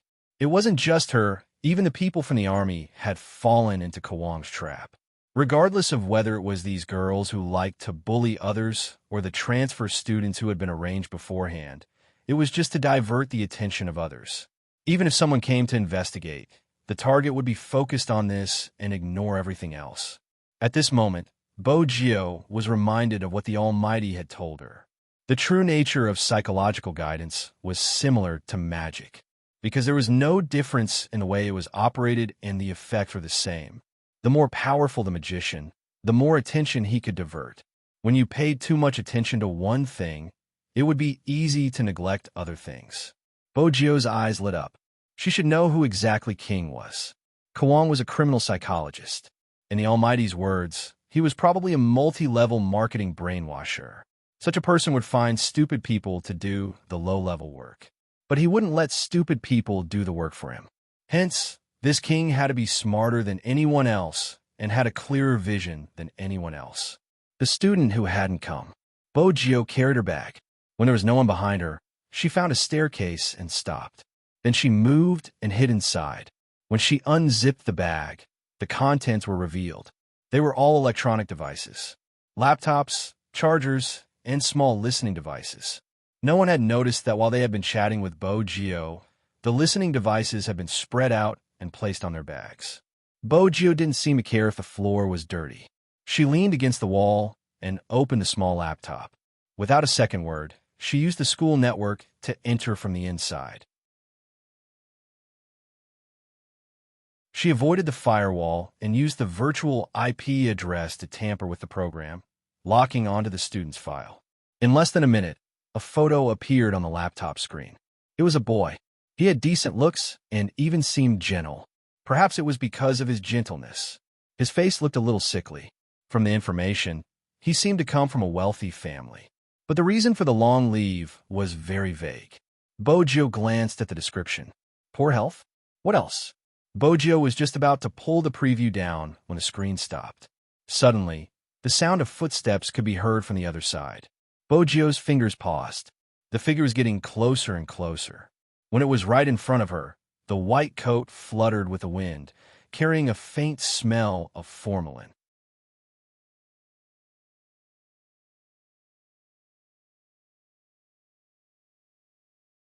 Chapter 12:26. Bojio stilled. The man bent down, a smile on his face. "Why are you hiding in such a place?" Bojio tilted her head. She seemed to be trying to cover the screen. The man lowered his gaze, a dangerous glint flashing past his eyes. When his gaze landed on the screen, the dangerous glint disappeared. "Seems like you are an internet addict." Bojio was like a student who had been caught playing secretly by her teacher. When she stood up, her laptop was placed at the side. Her earphones fell from her movements, and the game sound was blasted from the computer. At this moment, Bojio finally saw the man's attire. He was wearing a sweater underneath his white coat. He looked refined, and coupled with his gold-rimmed glasses, it was easy to let one's guard down. The man watched as the youngster sized him up. He smiled. "Don't worry, I'm just a school doctor. I'm not like your teacher who would care about your gaming. But there's a form you have to fill in. Every student has to submit a medical report. Since you transferred here at this time, you have to have one too. Let's go. Follow me to the infirmary." Bojio wasn't completely cooperative. "Teacher, school has ended. I have time to fill it up after school." The school doctor walked forward. Bojio's thin lips twitched. She reached out to grab her backpack and threw it behind her back. At this moment, she was like a hedonistic son of a rich family. There was even a hint of mischievousness in her. Bojio did this because it wasn't easy to find her in this place.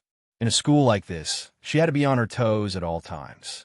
Even Bojio didn't know why. Even though the weather was bright and sunny, whenever she was in the school, she would feel that the atmosphere wasn't right. The atmosphere wasn't something that could be seen at a glance.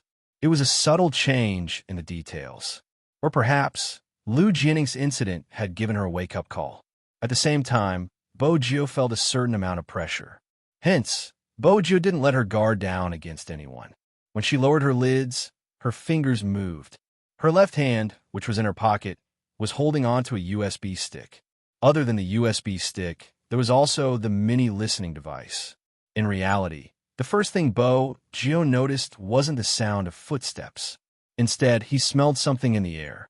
She seemed to have smelled it somewhere before, but she couldn't remember where she had smelled it from.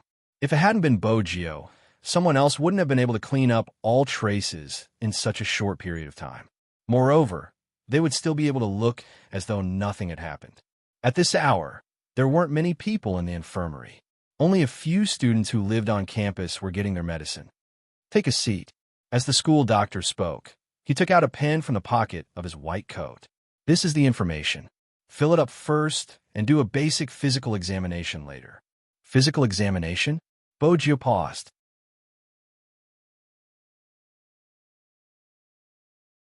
With her current situation, if she went for a medical examination, everything would be exposed. She couldn't do the physical examination. Bojio placed both hands on the table and leaned forward. "Sir, you didn't mention anything about a medical examination. I don't want to do it. Besides, I don't have any medical history. It's all written in my file." The school doctor pushed his spectacles, his gaze deepening. Then he smiled. "You can skip the physical examination, but you have to fill up the rest of the information. I'm in charge of the psychological counseling for all the students. Other than knowing your physical condition, I have to know your current condition. This is a requirement of the school. If you don't fill it up, I'll call your parents over tomorrow for a chat." "That's really strict." Bojio was unwilling. The school doctor's lips lifted. From his perspective, there was a problem with the transfer at this time. If there was really a problem, he would definitely get rid of her. But from the looks of it, there was still a need to observe. At least, she looked like a young master who didn't like school. "Why did you transfer at this time? It's almost the end of the year exams. Aren't you afraid of affecting your studies?" He asked casually. Bojio replied lazily, "My family arranged it for me. They probably think that I'm far away from the school and would settle any mistakes I make." The school doctor pushed his spectacles up the bridge of his nose. After that, he didn't have any more questions. For a moment, There was only the sound of scribbling in the infirmary. That sound made Bo-Gio feel sleepy, until her phone vibrated in her pocket.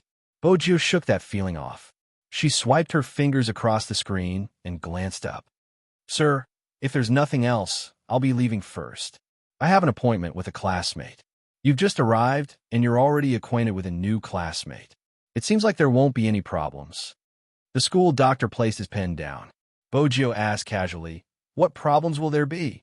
"That will depend on the students themselves. Some might encounter difficulties when they try to blend in." The school doctor smiled. Then he stopped. Bo-Gio was still thinking about the person who hadn't come to school. She didn't notice anything strange about the school doctor, but she understood one thing. She shouldn't ask any random questions here. Even though she was interested in the difficulties the school doctor had mentioned, Bo-Gio didn't allow herself to show it. Instead, she seemed to be in a rush, carrying the impatience of a youngster. The school doctor sealed all the documents. "It's fine if you're just classmates, but the school doesn't allow for a relationship." With that, the school doctor waved his hand, indicating that she could leave. Bo-Gio was about to lift her bag when the person on the other end spoke again. "All right, you aren't allowed to bring your laptop either. Leave the laptop in your bag with me, for now. I'll pass it to your form teacher." Bo-Gio turned towards the direction of the voice. The school doctor's hand was already on her bag. "Even a laptop?" The school doctor bent his fingers, tapping the school rules on the table. There was indeed a rule that forbade anyone from bringing any electronic products into school. It specifically mentioned laptops and phones. As a student, on the surface, she was a student. Bo-Gio was clear that some rules had to be followed. Besides, with the time difference, she wasn't sure if the school doctor had seen it or not, even though she had removed everything as soon as possible. But what is it? Is there a secret in the laptop? The school doctor chuckled. Bo-Gio grabbed her hair, looking troubled. "I have to play games tonight, and school is over. I won't bring it tomorrow. Seems like there really is a secret." The school doctor opened the youngster's bag, pulling the laptop out. "You weren't just playing games, right?" Bo-Gio's hand tightened in her pocket. She reached out with her other hand, as though she wanted to stop the school doctor's actions. But it was obvious she wouldn't be able to make it in time. The laptop was flipped open, the screen lighting up. The school doctor glanced at the video on the table, arching a brow. "You're watching such a thing?" Bo-Gio reached out, closing the laptop. Her face was flushed. The school doctor chuckled. "That's normal. Who hasn't been young before? It isn't appropriate to hand such a thing to your form teacher. Look at the school rules. It's better not to bring such electronic products in." "MH," Bo-Gio replied, returning the bag to her hands. In that instant, the school doctor hadn't seen anything, such as the video recording. Bo-Gio had closed the laptop at the right time. The video was enough for many to ignore the small logo at the bottom of the screen. The clock on the wall had struck 6. There weren't any other students in the infirmary at this moment. A faint yellow light shone in. Bo-Gio hadn't noticed the gaze of the school doctor behind her. His gaze was deep and probing. The next moment, the phone rang. The school doctor picked up the phone, placing it by his ear. "Hello. Fanjia, you're back. I've checked the information. There aren't any problems." It was Scorpion. "Should I contact Prince?" The school doctor walked to the window, his gaze never leaving the young man. "You can contact him. Stall him for 2 days. I'll finish this quickly.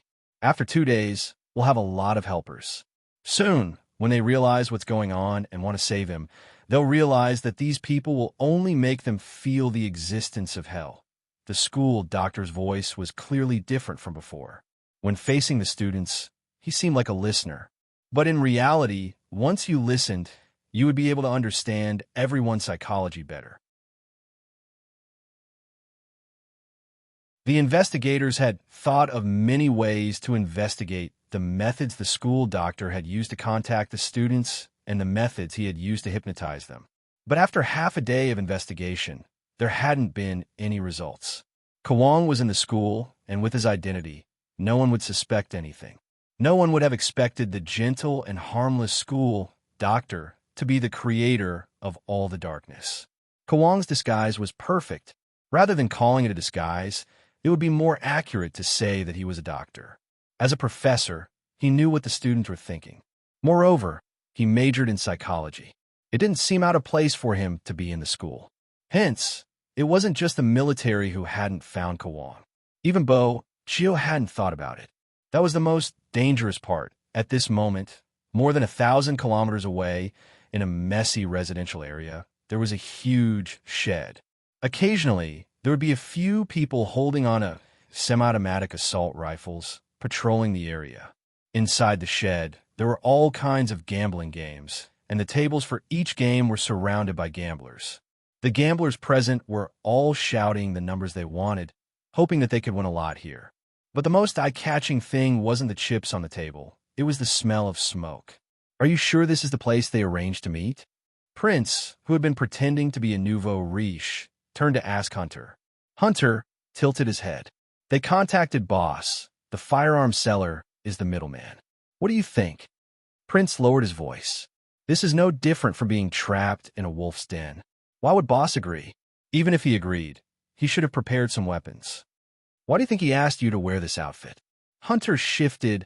His bodyguard positioning was perfect. Prince asked, Isn't Boss trying to make it obvious that I'm rich? Right here, among so many people, he was the only one who was wearing a large leather coat. His clothes were all made of metal, and the sound of metal clanking could be heard. But very quickly, Prince realized he might not be able to wear the leather outfit because there was a detection door installed at the entrance of the casino. No metallic items could be brought into the casino, and anyone who wanted to enter had to go through the detection door. Hence, other than the drug bandits, no one else was allowed to bring weapons into the casino, not even a nail clipper. A hint of nervousness flashed past Prince's eyes when he saw the door. He couldn't help but glance at the person beside him. The devil was indeed a devil. No matter what he saw, he could remain calm, and his aura was strong. He only said one sentence to Prince, Don't bother, let's go. He wasn't sure if it was because of the devil's aura, but Prince took on the attitude of a nouveau riche. His eyes seemed to grow on top of his head as he walked forward. Sir, you can't enter like this. As expected, the bodyguard in black extended his hand. Hunter and Exorcist glanced at each other. They didn't have any hidden equipment on them, but Prince's metallic items were enough for the detector to go off. Besides, they weren't ordinary decorations. Some weapons looked like that after they were dismantled. The moment the bodyguard in black walked over, Chin Mo spoke before he could. Your boss invited us here. Are you not going to let us in because you don't want this business anymore? When the bodyguard in black heard this, he stopped in his tracks. In fact, forget about the reaction of the bodyguards in black. Even if the boss of the other party was here, he would probably be shocked by his boss's aura. The bodyguard in black hesitated. Hold on. With that, he turned and spoke into the Bluetooth earpiece. Very quickly, he walked back. It's a misunderstanding. Boss has been waiting for you for a long time. Please.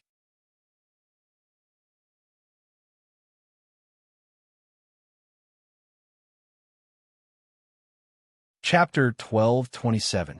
Let them in. Scorpion glanced at the screen in front of him. From the moment they had entered, Scorpion had been watching their every move. There was no sound, but he could see their actions. It was indeed as the rumors had said. He wasn't sure about other things, but in terms of money, they shouldn't be faking it. He was afraid that there would be other problems. But since nothing had happened on Old Q's side, it proved that this group of people could try to interact and hold them back. Scorpion stood up with his wine glass, reaching out to turn off the screen. At the very least, he couldn't let them know that he was observing them. Changed to another room. Yes, the people standing at the side were all carrying long guns. Gun ownership was legal in Country T. Moreover, in such a place, no one would care. But recently, Country T had been putting in more effort to deal with drugs. That was why Scorpion wanted to clear the goods in his hands as soon as possible. It was easy in Country T. As long as there were enough profits, there would be people who would give them convenience. The difficult part was the exit. Even though they had many overseas markets, their biggest market was China. China had already joined forces with many countries to exert pressure on the TM region, as though they were determined to eradicate them. But in this place, some laws weren't useful. Hence, they couldn't use China's methods. They were worried that the other party would try to get information out of them. They weren't afraid because no one could find them in the Golden Triangle. Even this place was just a distribution point. They could use this distribution point to test the other party, to see if they really had the money and connections to do business or if they had other motives. Scorpion seemed to be in charge of everything, but in reality, every step he took was an order from Kawon. With such a huge lineup, even old Q had thought that Kawon would come. That was what he had told Prince and the rest. Even though Crown Prince looked a little dumb, he was actually very vigilant in this aspect. Before coming, he had asked his boss what he would do if he saw Kawon. But his boss had only replied, "He won't be here. Today was just a test." Prince hadn't understood at the time, but now that he saw Scorpion welcoming them, he understood everything. On the other side, Scorpion was dressed in black and had a tattoo on his face. When he looked over, his gaze carried a darkness that was different from that of an ordinary person. "Sit," Scorpion said in the local language, a glass of wine in his hand, his aura menacing.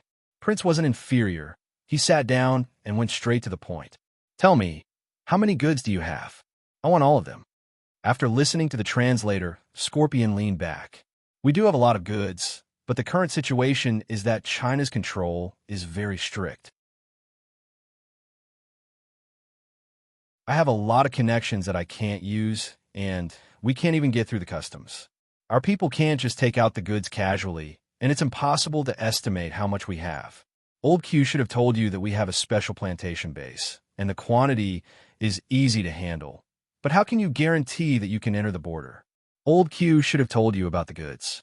In order to feign ignorance, Crown Prince waited for the translator to finish before replying, "Of course we have our own ways." Scorpion raised an eyebrow. "I want to know the specifics." "Specifics?" Prince's fingers paused, but he didn't speak. After all, ever since he came in, his every move had been planned by his boss. If Prince were to explain in detail how to avoid the customs, he wouldn't be able to. On the other side, Scorpion was still looking at him. Seeing that he did not reply immediately, his eyes gradually narrowed. Prince knew very well what those gazes were. Guesses, suspicions, and even danger. His hand tightened on the handle of the chair. The surrounding air turned cold as well. His heartbeat also changed accordingly. The people standing at the side were all armed with guns, and they were all looking over. The atmosphere was extremely tense. Scorpion was about to ask another question. Chinamo, who was standing at the side, said casually, "The specific method will affect the interests of some people. Our boss has connections with the customs. It's not just the customs. We also have connections with other places. This is the most important aspect of doing business in China. We can't guarantee that every batch of goods will pass, but we will be able to hear the news. How can the checks not be strict? The reason our business is so big is also because of our connections." Qin Mo's words were very realistic. In less than a second, Scorpion's expression clearly changed after listening to the story. All these years, he had been trying to build his own connections in China. But later on, he realized that he needed a background to achieve that. At this point, everything was clear. It seemed like they weren't just rich, they were probably from an old family in China. Previously, when they were at Old Q's place, he had heard their conversation. The person in the leather trench coat was just a rich second-generation heir. The real decision-maker was the investment consultant. At that time, he hadn't understood why such a capable person would be willing to work for a rich second-generation heir. But now everything was clear. It was because of his family background. Scorpion raised his hand and pressed it down. Prince knew that the deal was almost ruined. It wasn't just ruined. Scorpion's suspicions towards them had reached a certain level. Only, under such circumstances, his boss was able to resolve all their suspicions with one sentence. Qin Mo hadn't finished his sentence. "We're here to earn money. We are more concerned about safety than you, especially when it comes to entering the country. But until now, we haven't seen your sincerity in working together. We haven't even seen your real boss. We will wait for your boss to be willing to meet us before we can talk." With that, Qin Mo stood up. He was dressed in a well-ironed suit, giving off a strong sense of business aura. "We are also looking at the cooperation." Scorpion stood up as well. "Sir, don't be in such a hurry. We are sincere in our cooperation, but there has been a huge commotion in China recently. It's better to be careful. As for our boss, he has the same intentions. If we meet a spy here, we won't be able to cry even if we want to. Once everything is ready and we can officially proceed with the transaction, our boss will appear. But before that, we need to take a look. From the sounds of it, we are suspected to be a spy. Prince scoffed. You really have a lot of concerns. This was Prince's persona. It wasn't a problem for him to say such things. Scorpion chuckled, walking over. Our sincerity is the same as yours. But there are some things that need to be investigated thoroughly. You can investigate however you want. Qin Mo glanced over, his elegant aura forming. But my boss doesn't give me much time. I have to give him an answer by the day after tomorrow. That is the deadline. If you wish to continue the discussion, you can contact me anytime. With that, Qin Mo glanced over at Prince. Prince was confused. This wasn't what they had agreed on. Hadn't they agreed on a deal today? Could it be? Prince lifted his lids, glancing over at Qin Mo's hand. He had one hand in his pocket, and his slender fingers were tapping there. It seemed like a casual action, but it was a signal. There's a change in the situation. Retreat immediately. There was nothing more, just these 8 words. But even so, in that instant, Prince felt the change in the atmosphere. No one knew what had changed, except for Fatty, who was still in the car. Not because of anything else, but because he saw a familiar face that made his heart sink. Fanjia, the culprit who had created so many unfair cases in Jiang City. Why was she here all of a sudden? After all, they had received news that she wasn't in charge of such matters. Therefore, when Fatty saw that face, he immediately sent a message to the inside. He could only send a message once because that was the extent of his infiltration, especially when Fatty thought of something else. That Fanjia seemed to have seen their boss before. Fatty's eyes widened. He tried to contact his boss for the second time. The situation inside was complicated. Before the discussion was settled, Scorpion wouldn't let Qin Mo leave. Hence, it was inevitable that time would be delayed. When Qin Mo heard that she had already entered, his gaze deepened. Boss, you need to think about it. We need to think about it too. If you really think too much, you can arrange some entertainment programs for us. As for the official matters, we can discuss them after your investigation. Scorpion chuckled. That can be done. We don't have many things here, but we have plenty of entertainment programs. Prince listened at the side. He didn't understand why his boss had brought up this topic and even mentioned entertainment programs. But deep down, he knew that it was directly related to the change in the situation. Magician and Hunter had been on many overseas missions. It was just that, during this kind of mission, the other party had never found a beautiful woman to accompany them. The most important thing was that boss actually picked one out of the bunch.